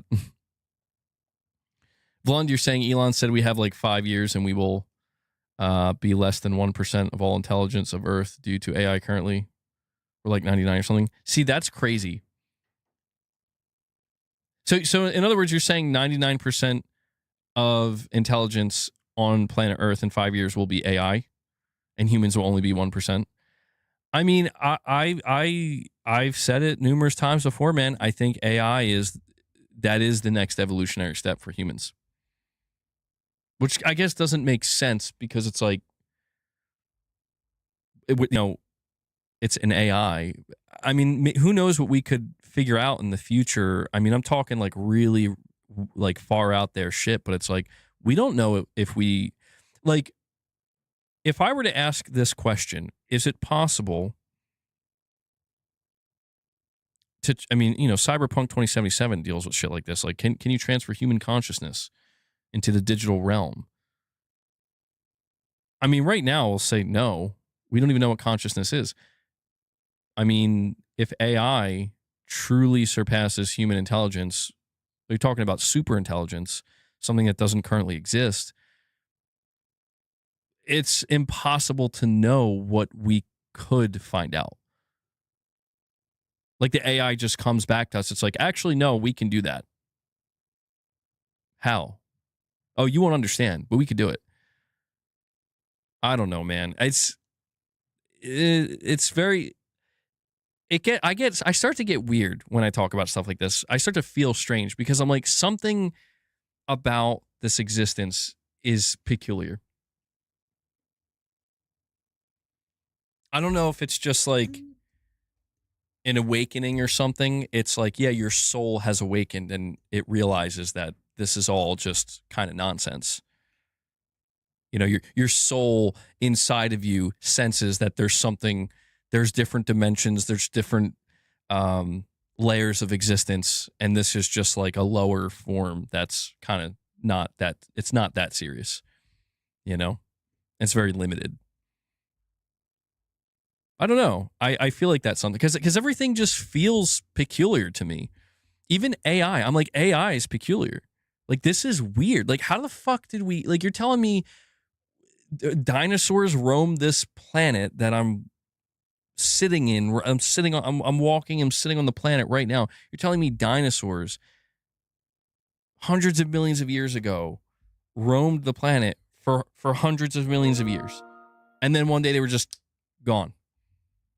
And then it took God knows how much time to go by. And then there was new life. And then, you know, we came from the ocean and or monkeys, I guess. I don't fucking, it's like, what? How can any of this be real? How am I supposed to believe any of that? It's like the proof, man, the proof. I'm like, bro, here's the crazy thing that fucks with me. And it is pertinent to video games. Imagine if a developer, and I mean, we don't really have to imagine it. It exists with games like Sims, but like, it's like, if we talk about, this is actually relevant to like GTA 6. Imagine the AI in GTA 6. It's so sophisticated. Like, we don't know what consciousness is. We don't know what awareness is.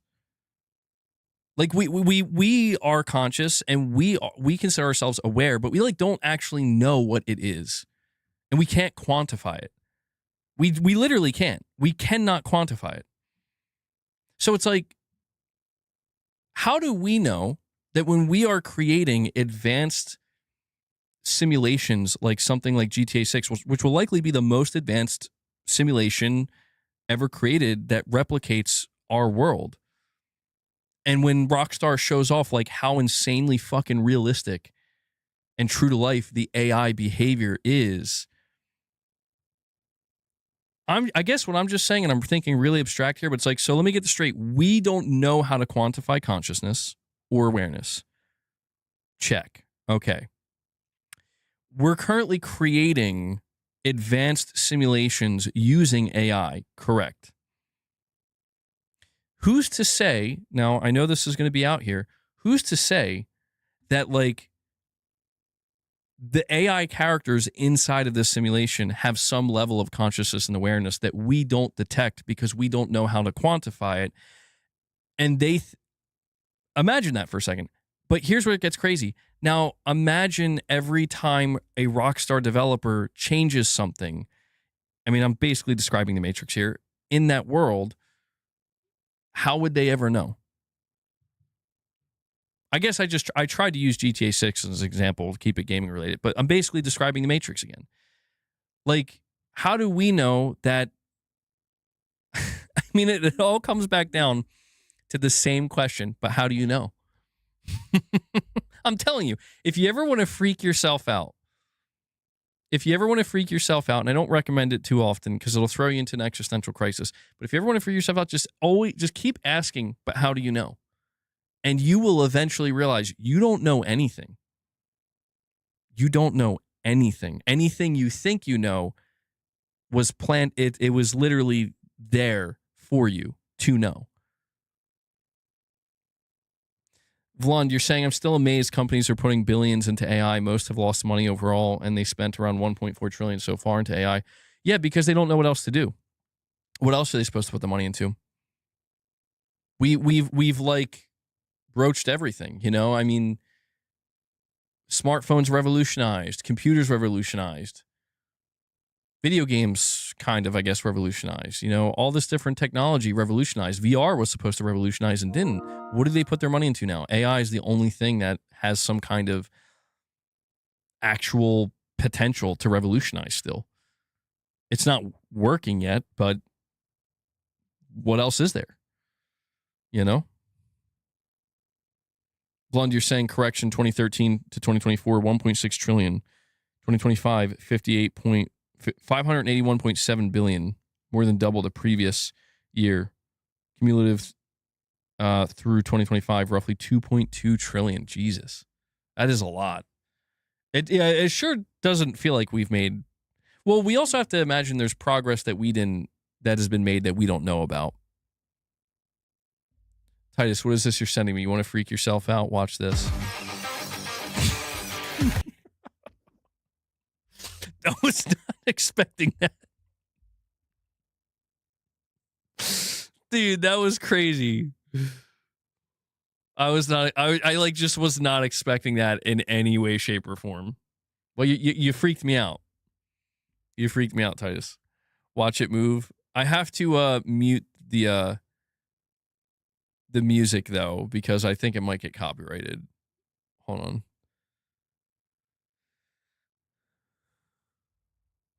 It's so freaky.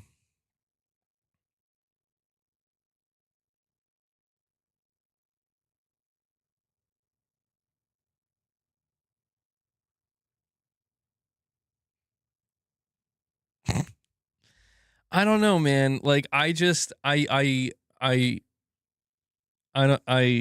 existing in this weird place right now. Pull it up. Hold on. I'll see if it'll let me. I'm existing in this weird place right now where I don't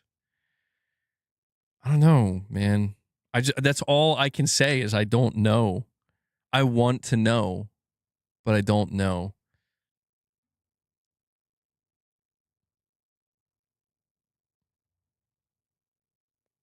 What the hell is this nightmare fuel?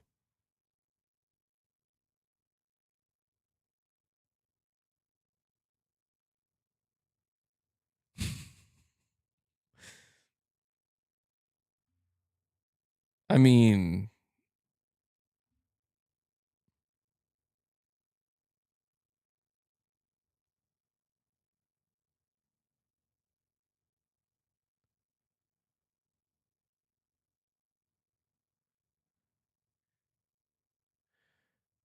could you imagine showing that to somebody like 100 years ago?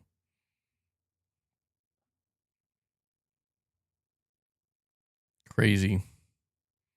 We live in cyberpunk, but without all the cool tech for us.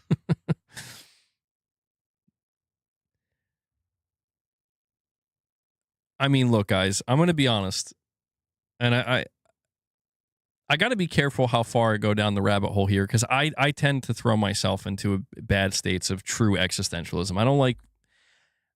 I don't like being there, and to be honest, I don't really do a good job getting out of there. But I feel like this all the time. Like, I just don't think any of this is real. I don't know if I'm like becoming crazy. And like maybe it's like, he's really snapping. But don't get me like I've accepted like I'm not snapping. I'm still living here, and I'm going to try to be here, I suppose, for as long as I can. But it's just like I feel kind of convinced. Like I don't think any of this is real. I just don't. I don't know why I feel that way. Maybe I don't know if maybe I'm in like a denial or something. I'm in like a crazy denial where it's like, no, but it's, I don't know that it's a denial because it's like, I don't deny the things that happen here. I just don't know that, like, there's almost a part of me that just feels like this is a video game. Like this is the most sophisticated, advanced video game ever created. And every single person that is born agrees to be here. Every single creature that is created or emerges agrees to be here. You just aren't allowed to know it while you're there. It's only until you're not there anymore that, and there you go. How was your trip? How was it? And then the VR headset comes off. You know, I know it's kind of a mind fuck, and I'm sure plenty of people think about it all the time, but I don't know, man. The more I look around at shit, I'm like, I don't know, bro. I always ask those who think everything came into existence by chance, can a painting exist without a painter? Oh, Expedition 33 reference, Irfan? If not, then creation itself must also have a creator. Can you really refute that? Well, that's the thing. Like, creation seems inherent. It doesn't seem focused. I mean, entropy rules are what I find strange, and again, like I dwell on it so much, is we live in an entropic universe. And I'm like, what? But why? We live in an entropic universe with seemingly no answer to anything. And I allow my mind to try to like match the abstract nature of that. And it's like, okay, well, how do we know that this isn't, do you ever hear saying like life is but a dream? It's like, how do we know that this isn't just a dream?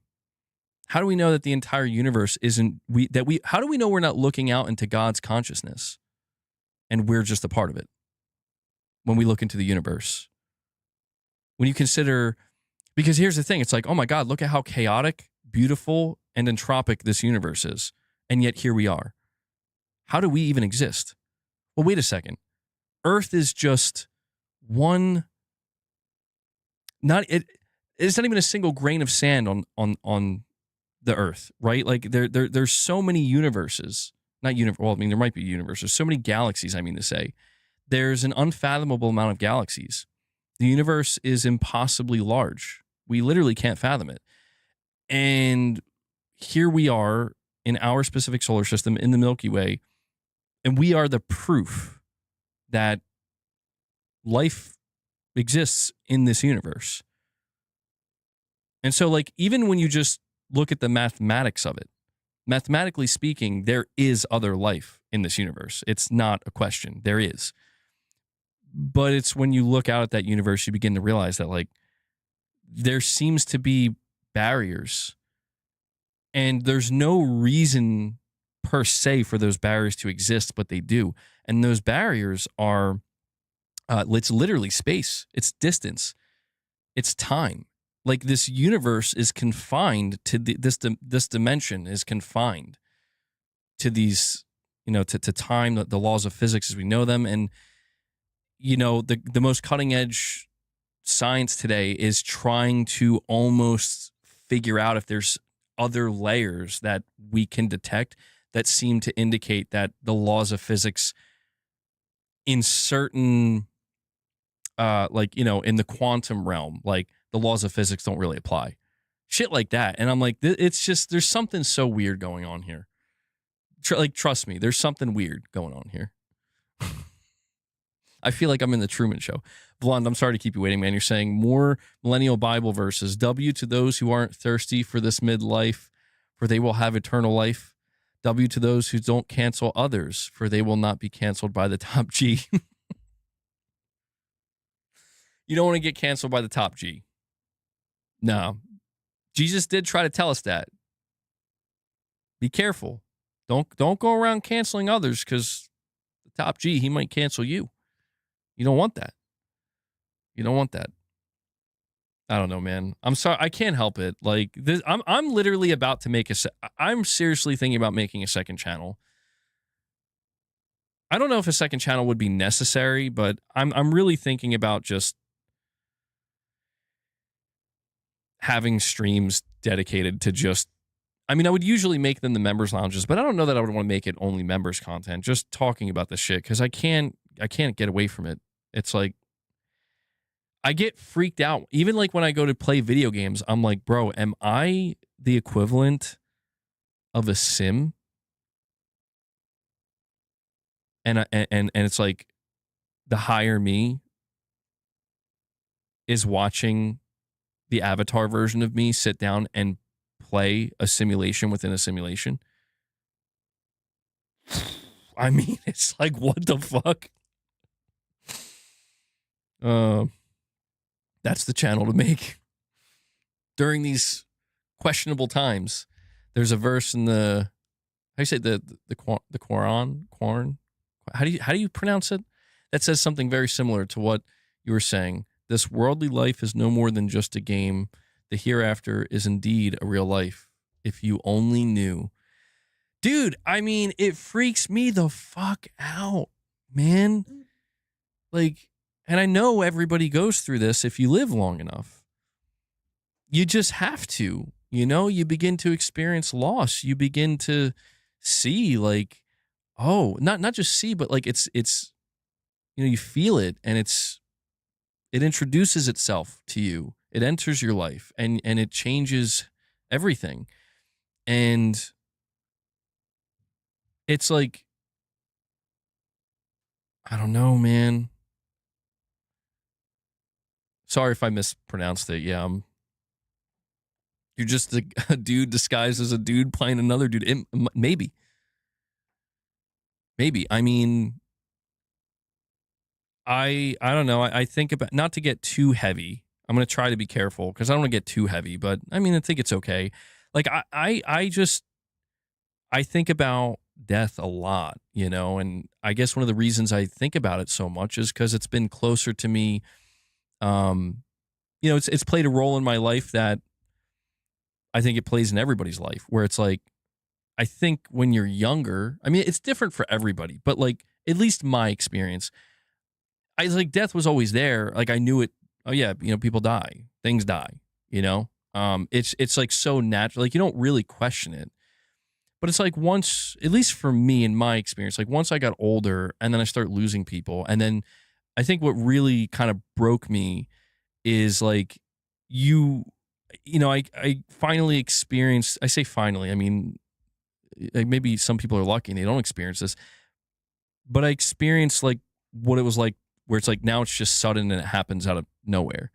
And I don't know if that makes sense. I'm referring to my cousin's passing, but like that has still, like that basically like rocked my world. Like I lost my father and I lost my grandma. I've lost, you know, other family members, but they've all been like older. And I don't know, it's like, it just feels different where it's like when they're old, when older people pass away, it feels more natural, you know, it just feels easier to accept on both ends, you know, like from their perspective, they're older, they're aware that, you know, their time is coming, and they lived hopefully a full life. And, you know, that's always, but I don't know, man. It just, like my perspective on life and death changed dramatically when my cousin passed away. And so it's just gotten me thinking just constantly about like, what is this, you know? Like where could he be? Is it just lights out? Is there something more? Did he just like wake up somewhere and was like, oh, can the people who we lose, like, can they still interact with it? Like, you ever think like when people pass away, like family members and stuff, and it's kind of a freaky thought. It's like, whoa, I don't know that I like the idea of that. But it's like, can they just watch you? Like, can they just see you? Are they able to see the entirety of your life? Is it possible that they can experience the entirety of your life all at once? See, I go down these like rabbit holes because I try to be aware of the fact that like I am just a brain. Maybe I'm a soul. I know for a fact I have a brain in my skull. That I know. If somebody cracked my head open, there would be a brain in there. So that I know. That's why we study the brain so deeply. And there's, you know, the constant back and forth of like, is consciousness just electrical impulses from the brain? Or is consciousness something else that transcends the physical body and this physical existence. This is why I think like this. I think it's horrifying, truthfully. Again, not to get too deep here, but I think the notion of consciousness just being electrical signals, of awareness just being electrical impulses and synapses, and once those cease to occur, the consciousness and the awareness disappears as if it was never there. That horrifies me. I think that horrifies a lot of people. You know, I think we naturally have that fear inside of us of like, when you're aware and when you're conscious, you fear the idea of no longer being that, even though technically that's where you came from. Ghosts are real. Blund, you're saying the newest Humble Bundle for $12 to $15 US has like a Dragon Infinite Wealth with Dead Cells and DLC and 6 other games. I might have to look into this. This is for PC, right? The Humble Bundle. That's pretty good. That's a lot of games. 12 to 15 bucks. Yeah, I heard Dead Cells is an awesome game. Whatever the best guesses have been will be way off, other than that's it once you die. Well, I mean, here's the thing that I try to keep in mind. Like maybe this is just me fighting myself, where it's like, I just told you guys how the idea of like, if you die, it's just lights out. I know that that's not bad. Like, I know that's not bad. It feels bad because I'm not that. It feels bad because I'm what we call being alive. I'm conscious and I feel attached to things around me. But I understand that, like, if you go back into what we would call, like, we don't know what nothingness is. It's the concept it like doesn't exist. It's actually kind of crazy. I watched this video one time on a scientific level. It was like basically proving that nothingness is not real. There is no such thing as nothingness. There is a transformation of energy and particles, but true nothingness, as far as we can test it, is not possible. So that's an interesting thought.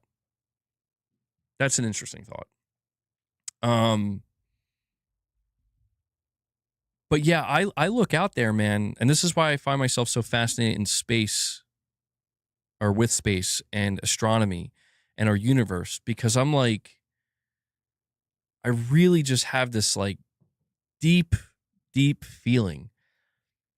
Like, I listen to so many, astronomers and scientists, and they talk so much about the equations, the mathematics, what we understand, our understanding, and they're doing incredible work, but there's like something that is consistently happening over the decades, over the centuries of humans studying space and our universe. And it's that we just constantly discover that what we thought we knew wasn't right.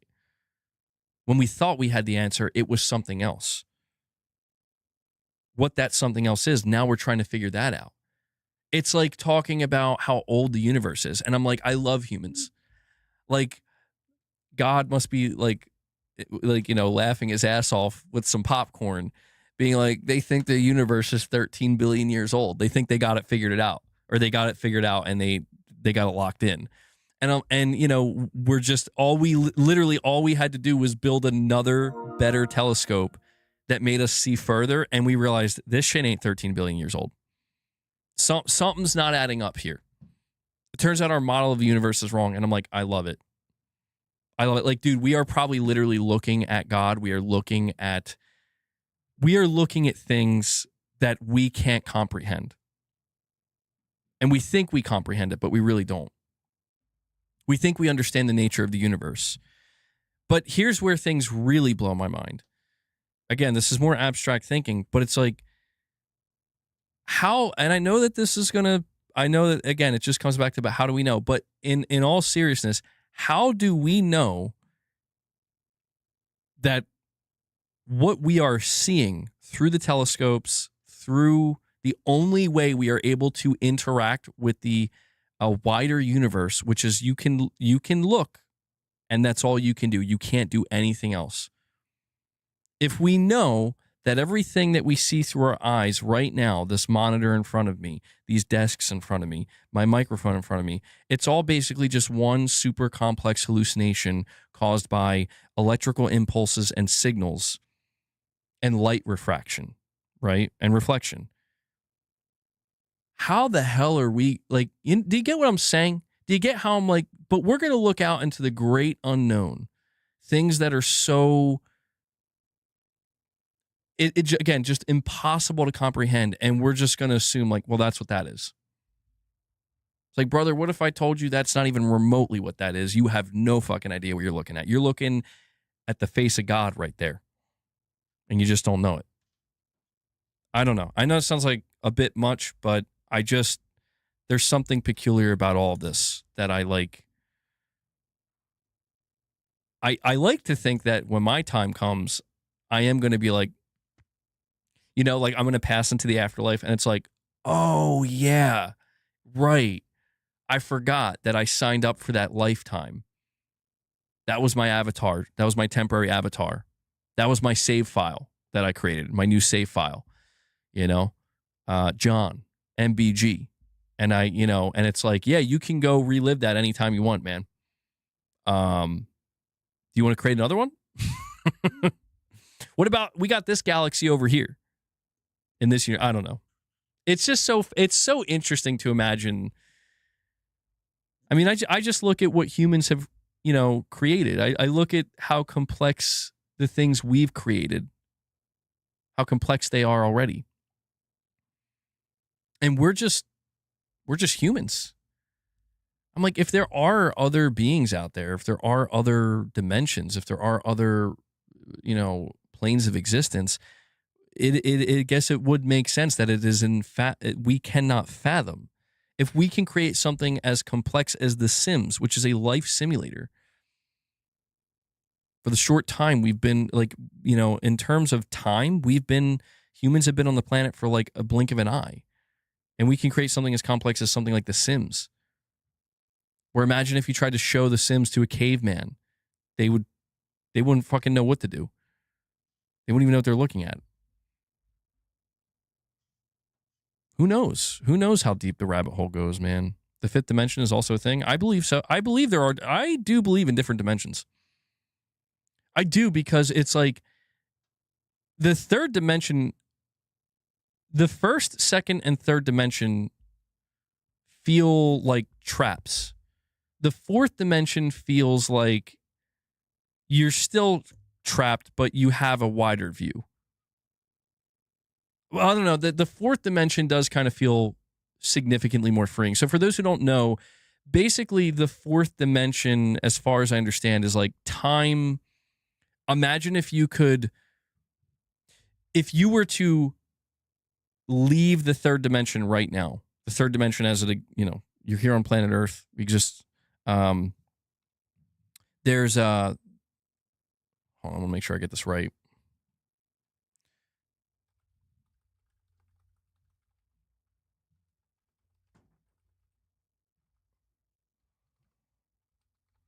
All right, so just so I'm probably going to do a shitty job explaining it. So it says the main difference between 3D and 4D is time. The third dimension means 3 dimensions, width, height, and depth, shown as a still photo. 4D adds a fourth dimension of time, showing 3D images moving in real time like a video.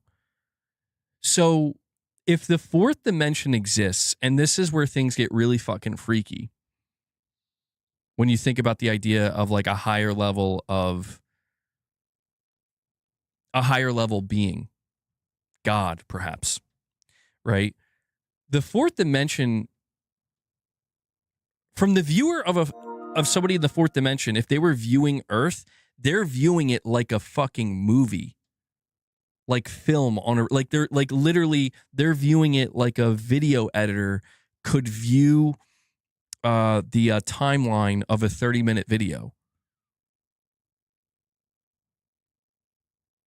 But it's not confined to a screen.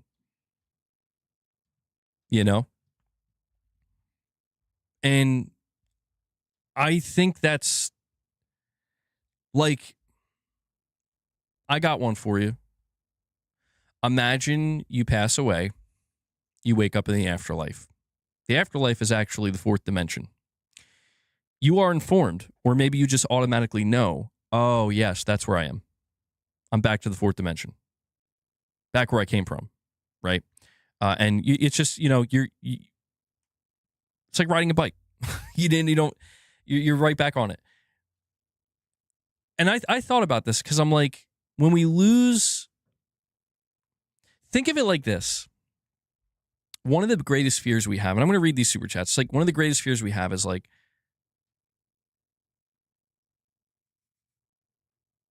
if you lose a loved one, like let's say you lose like a parent. I think it's like one of the most common things. It's like the most common thing. Like eventually like your parents pass away, they get old, they're older than you, they get old, they pass away. What if like the afterlife is the fourth dimension, and one of the abilities you have as a being in the fourth dimension is you can literally see the entirety of anybody's life from start to finish and experience the entirety of it in the same way that we would experience a 2-hour movie. That, like, does that make sense? Where it's like you don't have to question. So like if I think about like when my father passed away, he could see my entire life from start to finish, and he could like essentially simulate my entire life from start to finish. But he can do that for anybody. I know that's it's hard to like wrap your head around it, because it's like, how is that even? But you have to understand, you're talking about a dimension where time doesn't exist. And that's why it feels impossible to us, because every single thing we experience here is tethered to time. We can't reverse time.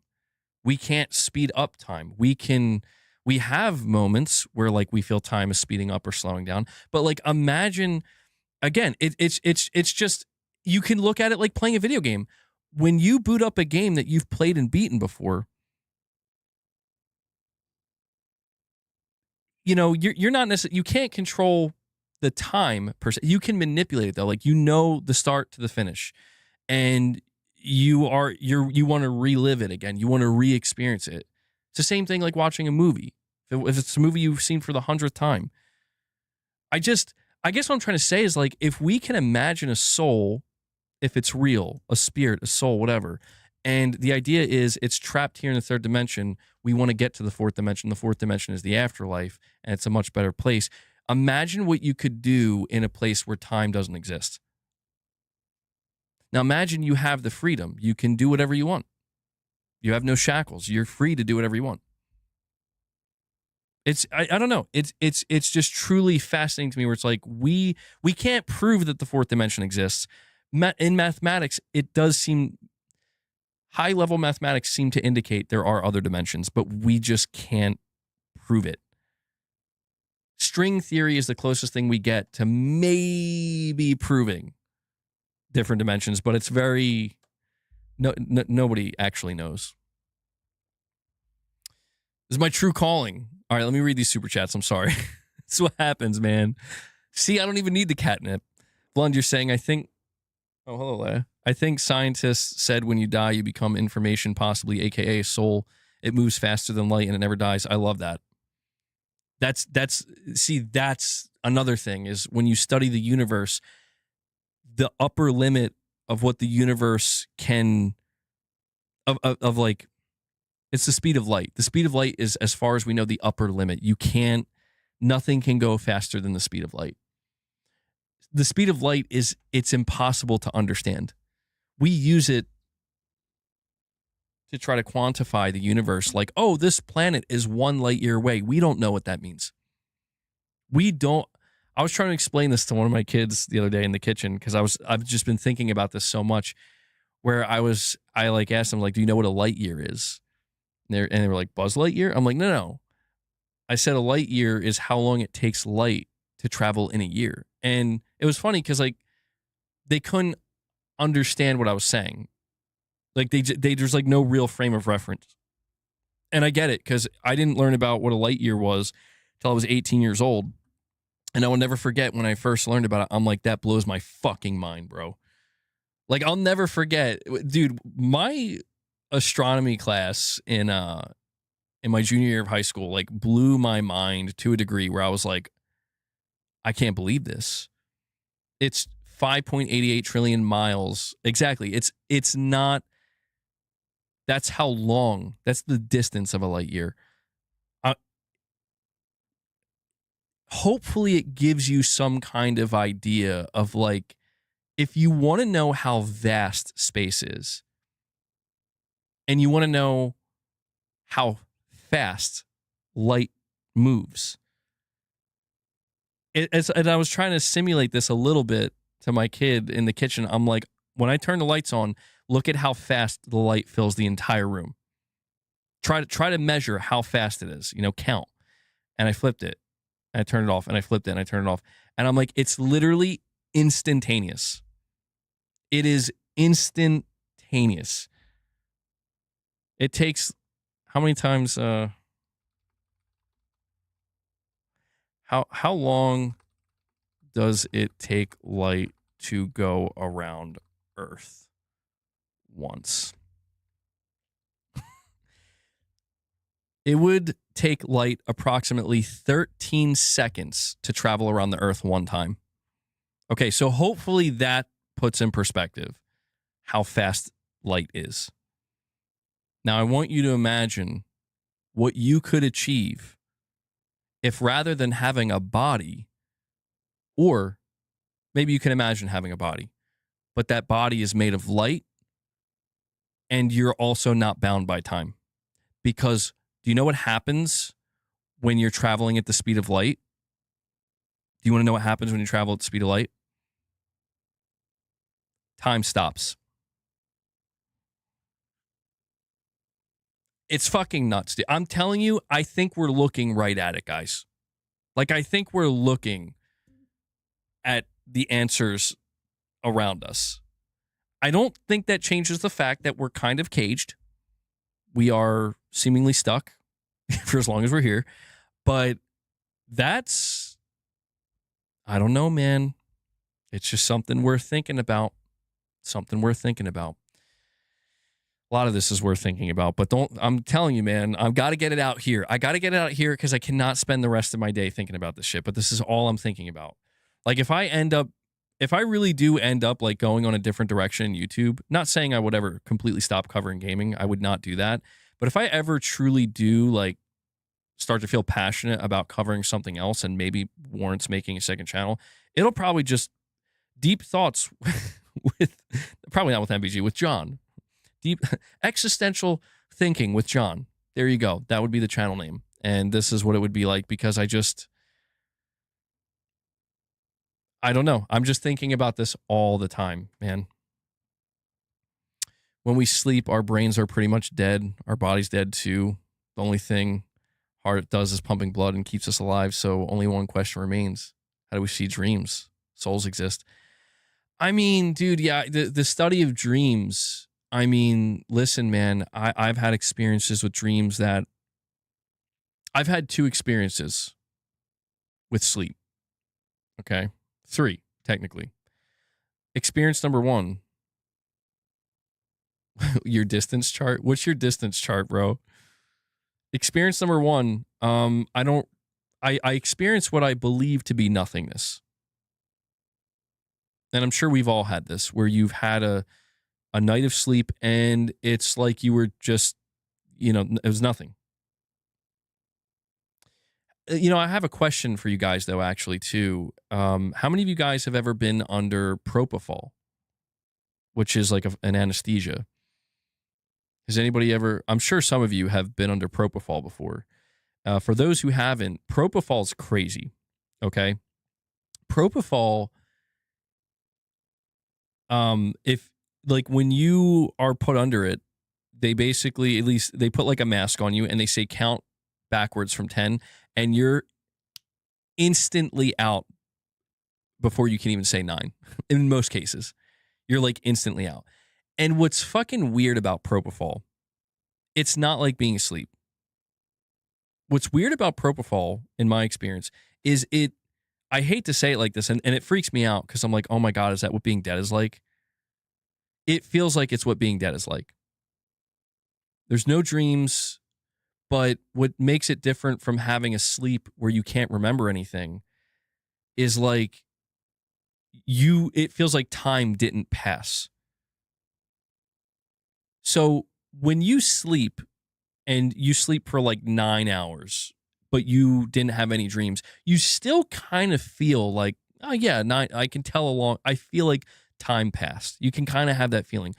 When you wake up from propofol, it's literally like, how long was I out? You were out for 4 hours. It literally, you don't know that. Like there's something removed with it where it's like you don't feel that. It feels instantaneous. You instantaneously, it's like you blinked your eyes once. It's really freaky. It's really freaky. And I don't know what that says about all of this. I don't know what that says about our brain and the idea of a soul. Like maybe you're for those who don't know, by the way, anesthesia, when you're put under anesthesia, you're basically dead. Like it's the closest thing to being dead without being dead. Anesthesiologists, their literal job is to make sure they don't kill you. Because they put your body in a state that is the closest it can possibly be to being dead without being dead. And that's why anesthesia, it's kind of scary, like, and it's one of those things where people do have to make sure, like, are you okay going under anesthesia? People do die on rare occasion. And I wonder about that. I'm like, so if you were to die under anesthesia, or in your sleep for that matter, but specifically under anesthesia, is your soul just trapped in your body and then like you die and it's like your soul just leaves your body and you're like, what the fuck just happened? Wait, why can't I see myself lying on the table there or some shit? I don't know. Based off of near-death experiences, that's apparently a thing that happens. Zombie Killer, you're saying, just played the Gears beta and I think I found my multiplayer game of the year. Exclusivity sucks and I wish y'all on PlayStation can play it. I'm glad to hear that, Zombie Killer. I have the beta installed. I'm going to give it a shot. I'm going to try it on my PC. If hopefully later tonight. But damn, it's that good, huh? I think maybe Microsoft will release it on PS5 eventually. I would kill to have a second channel about this. I'll send you a video on Discord after stream about all the stuff we talked about. I appreciate that, Irfan.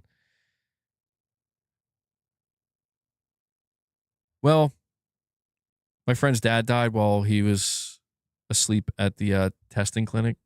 Shit's scary. I mean, death is, I don't know, man. Something about the way things are set up here. It's freaky. Like, I mean, I think about death to a point where, like, I mean, I say this as I was trying to murder a fly. I was trying to kill a fly on one of my last streams because it was pissing me off. But it's the summertime and there's bugs coming into the house. The kids find bugs and they're like, oh, kill it. They're all scared. And I literally sometimes I try to get the bugs and I try to put them outside. But I won't lie. Sometimes I just kill them.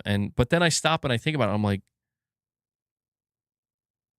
who am I to say that life, like it, but then I eat meat and I'm like, but I'm eating dead animals. What's going on? Like, it's, I don't know, like the only sense I can make of it all, and maybe I just tell myself this, is like, it's because none of it really matters in the way that you think it does. Like the body, like maybe what he tried to say is real. It's true. It's like the body's not as important as you think. Like it's important, like take care of it, but it's like the physical world here isn't really that important. I wonder about that because that's like the only thing in my mind that would make everything okay. Like even the worst things you think about and hear about, it's like actually it's fine. Like the only bad thing is still being here. I mean, I know it sounds awful, but it's like think about it, it's like that's the only bad thing. This is a simulation, possibly a prison, but you're meant to learn something.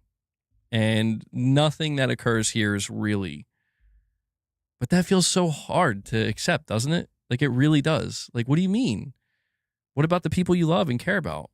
And it's like what matters is the love, you know? Like the love you experience, the love you give, the love you receive. That's the universal thing that exists at a much higher level that, trust me,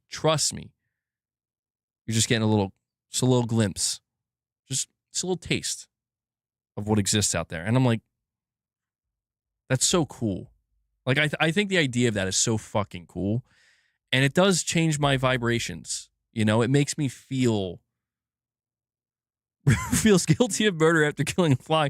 I mean, no, it's not that heavy. I'm not like, you know, grief-stricken and guilt-ridden. It's just like, I just find it peculiar. Again, man, I feel like, again, maybe I'm going crazy, but Perfect Image, did I miss your super chat? Oh, I'm sorry, buddy. Hold on. You said watch Loki season 1 and 2 and Ant-Man 2 and 3 explains that. I did. And yes, I love that those movies explore this shit. I know people talk a lot of shit on Marvel, but especially Loki. Loki season 1 and 2 are amazing. I love that shit. I loved it. Ant-Man's really good too. Killing that fly is why you're in this prison. I don't know. I mean, dude, like, we don't know if there's actually rules to this, like, for every living thing you kill, like, for every, like, maybe it's a crazy cycle we're locked into. No, I don't look at it that way. That's too much. It's like, maybe the only people, and I said this before, that have it right are the Buddhist monks, where it's like, you have to do nothing. Just do nothing and then die, and you're free. Because it's like, for every living thing you kill, you have to come back and experience that. Oh, so it's like, okay, you killed 387 flies in your lifetime. You're going to have to live the lifetime of a fly 387 times. And then we can cross that off the list. All right. You ate, you know,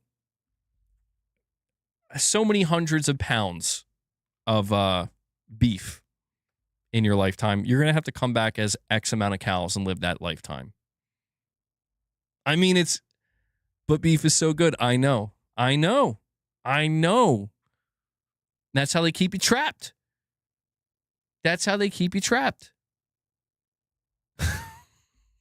There's like cheat codes and shit that some people have figured out. I mean, I'm getting silly with it, but I don't know, man. Life is very strange. It's peculiar, it's strange, and it's only getting stranger as I get older. And, you know, I appreciate the times when I'm living in the moment and I'm just experiencing things. But, you know, as is often the case, I come out of that moment and then I start ruminating. I start thinking and thinking and thinking and thinking, and I can't turn my mind off because it's just sometimes most of the time it's how I'm wired. And, you know, it's like I said, I experience things that I won't lie to you guys, like, I'm having a hard time with GTA 6. Like, GTA 6 has crossed a threshold for me that I could not have anticipated, where it just keeps reminding me of my cousin. And it's not all bad. But it's, you know, it just keeps reminding me of him. And I'm like, there's an energy to this game now, attached to this game, for me personally, that I was not anticipating. And I guess what I'm trying to say is, like, GTA 6, unfortunately, I don't know if it's unfortunate, but it is not a game that I can use as an escape. It's the opposite. GTA 6 is a game that, for some reason, well, I know the reason, it brings me to a level of thought that sometimes I feel like I'm trying to not completely escape from it, but like lower the volume, you know? And so it's a little freaky. It's interesting. It's interesting. Kingdom Come Deliverance 2 is like that for you. MBG, we should be kind of grateful we don't live in a third world country filled with disease and poverty and wars. So all these PlayStation problems are luxury problems. I know. Trust me, man. I know. Like, I'm more... It's not that any of it's performative. It's just like... It's about being immersed, I suppose. You know? Like, I do immerse myself, I guess because it's my job to an extent, into these things. But they're like, it's like, yeah, it's not that serious, you know? Like, there are much more serious problems, and there are much more... I mean, it's the epitome of a first world problem. You know, I wake up and I think about my day-to-day life, and I'm like, I don't have it bad. In fact, the thing that's bad for me is me, my own mind. You know? I've felt better with less. And doesn't that just really say something about this experience that we call life? I think about that too. Like, there have been so many times in my life where I felt better with less.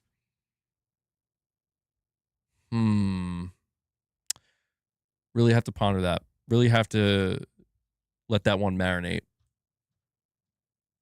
Health is wealth. Agreed. All forms, mental, emotional, physical. And God, all three for me have been getting fucked up. I mean, I'm laughing, but like the past couple of years, it's like all three have been, you know, and that's normal. It's expected. But it's like, it's all about your perspective on it. You know, it's all about your perspective on it. This thing that happened with my neck, you know, it's getting better. But I've never experienced anything like it. And it's only, you know, it's been like 3-4 months. So it's not like the worst thing in the world. But it definitely did something to me where, you know, my wife, you know, Mrs. MBG, she's disabled. You know, she has a literal broken spine that healed incorrectly and cannot be undone. And, you know, there have been a lot of life changes with her and mobility stuff. And it's been really tough for her, obviously. But what I kind of started to learn something about myself. And, you know, it's a thing. And it's like, I was a little bit ableist without even knowing it. Like, I had a little bit of ableism in me. And it was experiencing firsthand, like with what she was going through, that it started to like become clear, like you're a little bit ableist, man. And I would really think about it, and I'm like things that just felt normal to me, I started to realize, like, think about it a little bit deeper, just for a moment. Now, how do you feel? And I realized, like, yeah, no, that's, and I like think about, I like don't know where that comes from. It feels like it comes from like pride initially, but then you start to realize like it comes from something deeper. And it's like, it was fascinating because I kind of learned that there was something automatically ingrained into me that maybe it comes from childhood and just society, but like it was just automatically ingrained where like, I don't know where that comes from because I don't know. I can't trace it back. But what I'm trying to say here is that, you know, I've been working on that and just being honest with myself, and that, like, yeah, my perspective on things is changing, and I have some work to do because I've learned something about myself. And then I got this injury, and this injury basically immediately expedited that process, you know, where it's like, we're just going to let you experience what it's like. And, you know, for the past couple months, I didn't know, and I still kind of don't know, but it's like I didn't know like if this was going to be permanent or not. And I just immediately understood everything, where it's like, yep, okay. Like I felt like I experienced immediate karma, if that makes sense. Where it doesn't, I think, you know, it is seemingly healing and it is going to recover over time. But it's like, for the time being, it has humbled me, and it made me realize that, like, you know, when you see people struggling, And, sometimes you have this, it's a toxic thought, but it's just, it's an honest thought. It happens. And you're like, come on, like power through it, like push through it. It's not that bad. And it comes from a place of ignorance where it's like, now I understand, where it's like, okay, if somebody were to tell me that with what was going on with my neck, it's like, no, you don't understand. Like, I can't power through this. And I feel kind of, in a sense, grateful, I suppose. I mean, obviously it sucks, but it's like I now have a new view. Like, if I do recover 100%, if I ever get back to 100%, I have a new view now. Like, I have a new sympathy and a new empathy for people who are struggling physically with stuff, where my old mentality used to be like, come on, like, toughen up, harden up, like, push through it, rub some dirt on it. And now it's like, no, in some instances, maybe, but for others, it doesn't work like that. And to think it does is I think an ignorant position to be in. But sometimes for, stubborn mules like me, you just got to experience it firsthand. You're asking me to read your last comment. Hold on, I'll check it out. Yeah, I'm going to wrap this up soon. It's over a 4-hour stream. My God.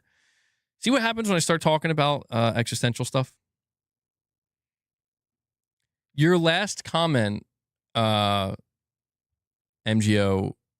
the last comment I see is you said beef tallow is great. So if you said something between that and asking me to read your last comment, it did not come through. Same with the hernia MBG. It's really changed, opened my mind about life. Yeah, I mean, that's the thing, man. You get humbled real quick. And when things are going good, when all is working in your favor, it's easy to get wrapped up in it. But Titus, you're saying you got to go in 5. If I'm to see my kids before she hits sleep. No, you neglect your child, Titus. I'm kidding. Now I got to wrap this up too. I did not mean for today's. I wanted to keep it a little bit shorter today, but basically half the stream is. I don't guess I shouldn't put it in the title. I think Devil Shooter will tackle it with the timestamps, but a morphic field for your disc issue. There are videos on YouTube for that. Look for them. Morphic field. Fascinating.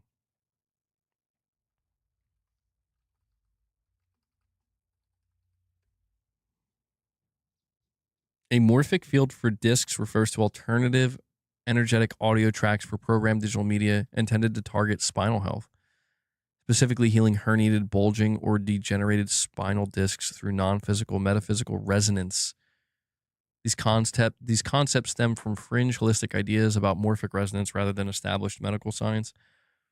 It's promoted to address spinal issues like herniated, bulging, or discs. Purports to use energetic signatures, frequencies, or intent to stimulate stem cells, collagen production, and tissue regeneration. Very interesting. I mean, it's funny that you mentioned this, MGO, because like this is some of the stuff that Mrs. MBG's been getting into a little bit. One of the best streams. I'm glad you guys enjoyed it. Yeah, I know we lost a lot of viewership, which is normal by this time, almost 4 hours in, but I don't blame anybody when they realize, why is bro talking about the fourth dimension and questioning life on Earth when I thought we were talking about fucking Phantom Blade Zero, man.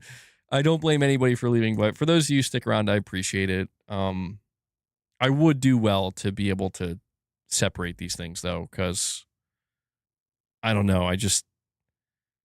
It's like either I have to not rebrand, but rename my streams to just MBG Live, where it's literally whatever we're going to talk about, so people know that coming in, or I'm going to have to separate it because, yeah, I can't keep calling it Press X Podcast, and it's like half the podcast. It's like, Press X to enter existentialism. But give it a shot. There are silent audios or ones with sound that will help, I promise. Yeah, what's messed up, guys? I want to say this last thing, too. This is the last thing I'll... The philosophical chats are a bit of change that's needed. Yeah, I mean, I just try to operate on the energy. I realize that when I'm talking about the gaming side, I'm just only being purely negative. sometimes I think kind of shifts me up a little bit, you know, when I start talking about those things. So even though it may not be the topic we were supposed to discuss, it does change my energy a little bit. I do want to say this other thing though. So speaking of frequencies and stuff, I think I have found the number one thing that I can't do. And I don't know when I'll be able to again. I feel pretty certain of it though. Like the number one thing that keeps hurting my neck. And I hate to say it. And I don't know if Shadowlink's here right now. Hopefully he's not. But I don't think I can drum. I just don't think I can do it because I've been having this cycle of like I get better for a while and then I get, you know, I'm like, okay, finally I'm a little bit better. I can do more things. And there are two things that I end up doing. The first is I work out. The second is I drum. And I've noticed that I always do these things at the same time. I guess because I'm feeling good and the energy's there. And one of those things has basically every time I do it, it puts me back where I'm like, oh, fuck, you know, like I'm going to have to give this a couple more days now to sort itself out. And it causes the pain to come back. So I've been testing it out the past couple days and I'll continue for the next week. I'm just working out and not drumming. And I want to see if it happens with just working out. It's been 2 days of working out and I have not had the pain. I'm starting to think it's the drumming. I'm starting to think that my left arm, you know, it's the left side where my disc is herniated, the constant, not the movement, but the vibrations from hitting the snare, hitting the toms, hitting the cymbals. It's like it's just doing something to my neck where like it can't really handle the constant feedback. I don't think it'll be permanent, but it feels a little like, of course, the first time I get a proper acoustic drum kit since I was like 15 years old, and I'm excited as hell to play it. And it's also the fact that I play hard, you know, like when I'm playing the drums, I get into it, man, you know, and after I'm a little bit warmed up, I start going crazy on that shit. So maybe it could be the fact that I'm going so crazy on it too, but I can't control myself. You know, the adrenaline starts pumping, start heating up, and I'm like, basically I start listening to like crazy metal, and I was listening to like a 20-minute Buckethead guitar track, and it was a heavy one, and I was laying down a drum track for the whole thing, and I was just, by the end of it, I was fucking dripping with sweat, and I'm like, okay, I'm in a lot of pain. So I don't want to admit it, but like I think it's the drumming that I have to quit for a while, for like a good long while, because I think it keeps slightly re-injuring my disc. I think it keeps setting me back. Damn. I knew I should have went with the electric kit. I bet you if I bought the electric kit, this wouldn't be a problem because I'd be hitting like mesh pads.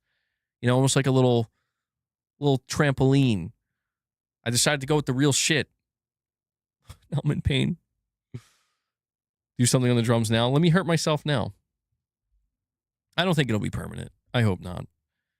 If not, I guess I'll have to take up a new instrument, or I'll just I'll sing, become a singer. Yeah, that's what I'll do. All right, Irfan, you're asking me to play your song. I'll play your song, and then we'll be done here.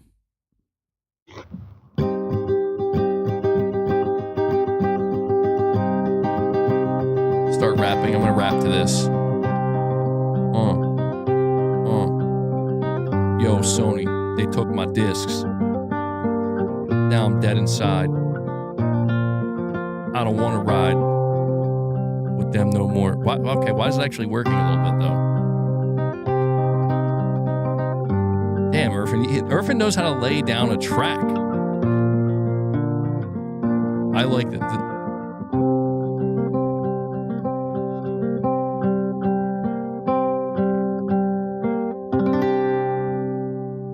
What was... Hold on, was that from a game?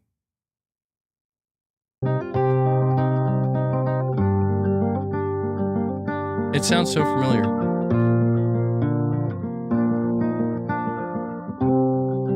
What game? Dude, I know that's from something. It's on the tip of my tongue.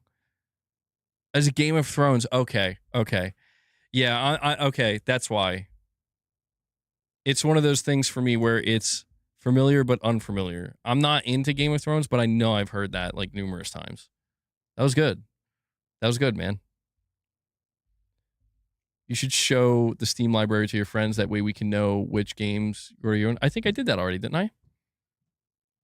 You guys can't see my Steam library? I guess I'll go mess around in the privacy settings again when I get the chance. It's probably because I've always been doing it while I'm live and I miss shit. I thought for some reason you guys could see it already. Oh, hold on. There's a game Mrs. MBG wants. For all my PC guys, I gotta ask her. What's that Steam game you want? Let me wait for her to reply. And there should be a stream tomorrow, Irfin. I gotta figure out how I'm gonna talk about games and gaming and be like, I find it, I just can't help but notice that the second half of the stream, I felt way more enthusiastic about talking to you guys. I lost a lot of viewership in doing so, but I can't deny that I just felt better talking about other things. So I have to, I don't know. Maybe it's because I haven't been playing a whole lot either. So I'll give it some time. Hold on. She's not. I'm gonna go. Oh wait, hold on. She says Moonlight Peaks. All right, Mrs. MBG wants this game on Steam called Moonlight Peaks, and I have to activate our family account. So I know, some of you PC guys have really been wanting to send over some games, and you've already sent over like 50. But I'm just saying, this is a game that is specifically being requested. Again, it's called Moonlight Peaks. If anybody wants to gift that, Mrs. MBG would be very happy. And I have to set up my family account so we can add her onto it. I don't know what the game is. Never heard. Yeah, pound that like button, says Irfin. And yeah, Ray, thank you. Ray, you got everything. Ray's got my P.O. box. He's got my Discord. MBG, did you know that somebody can gift you games on Steam and it could be a femboy visual novel? And I will have to reject that gift. I do know that. I haven't gotten any inappropriate gifts. I don't even want to say if they're inappropriate because to each their own, but like I haven't gotten any gifts. Yeah, thank you for that, by the way. You said you sent over RoboCop Rogue City. You're a lurker. Well, I appreciate it, man. Thank you. Yeah, I mean, dude, you guys have built out my Steam library. I'm still kind of in shock. There's like 50 games there, man. I'm like, what?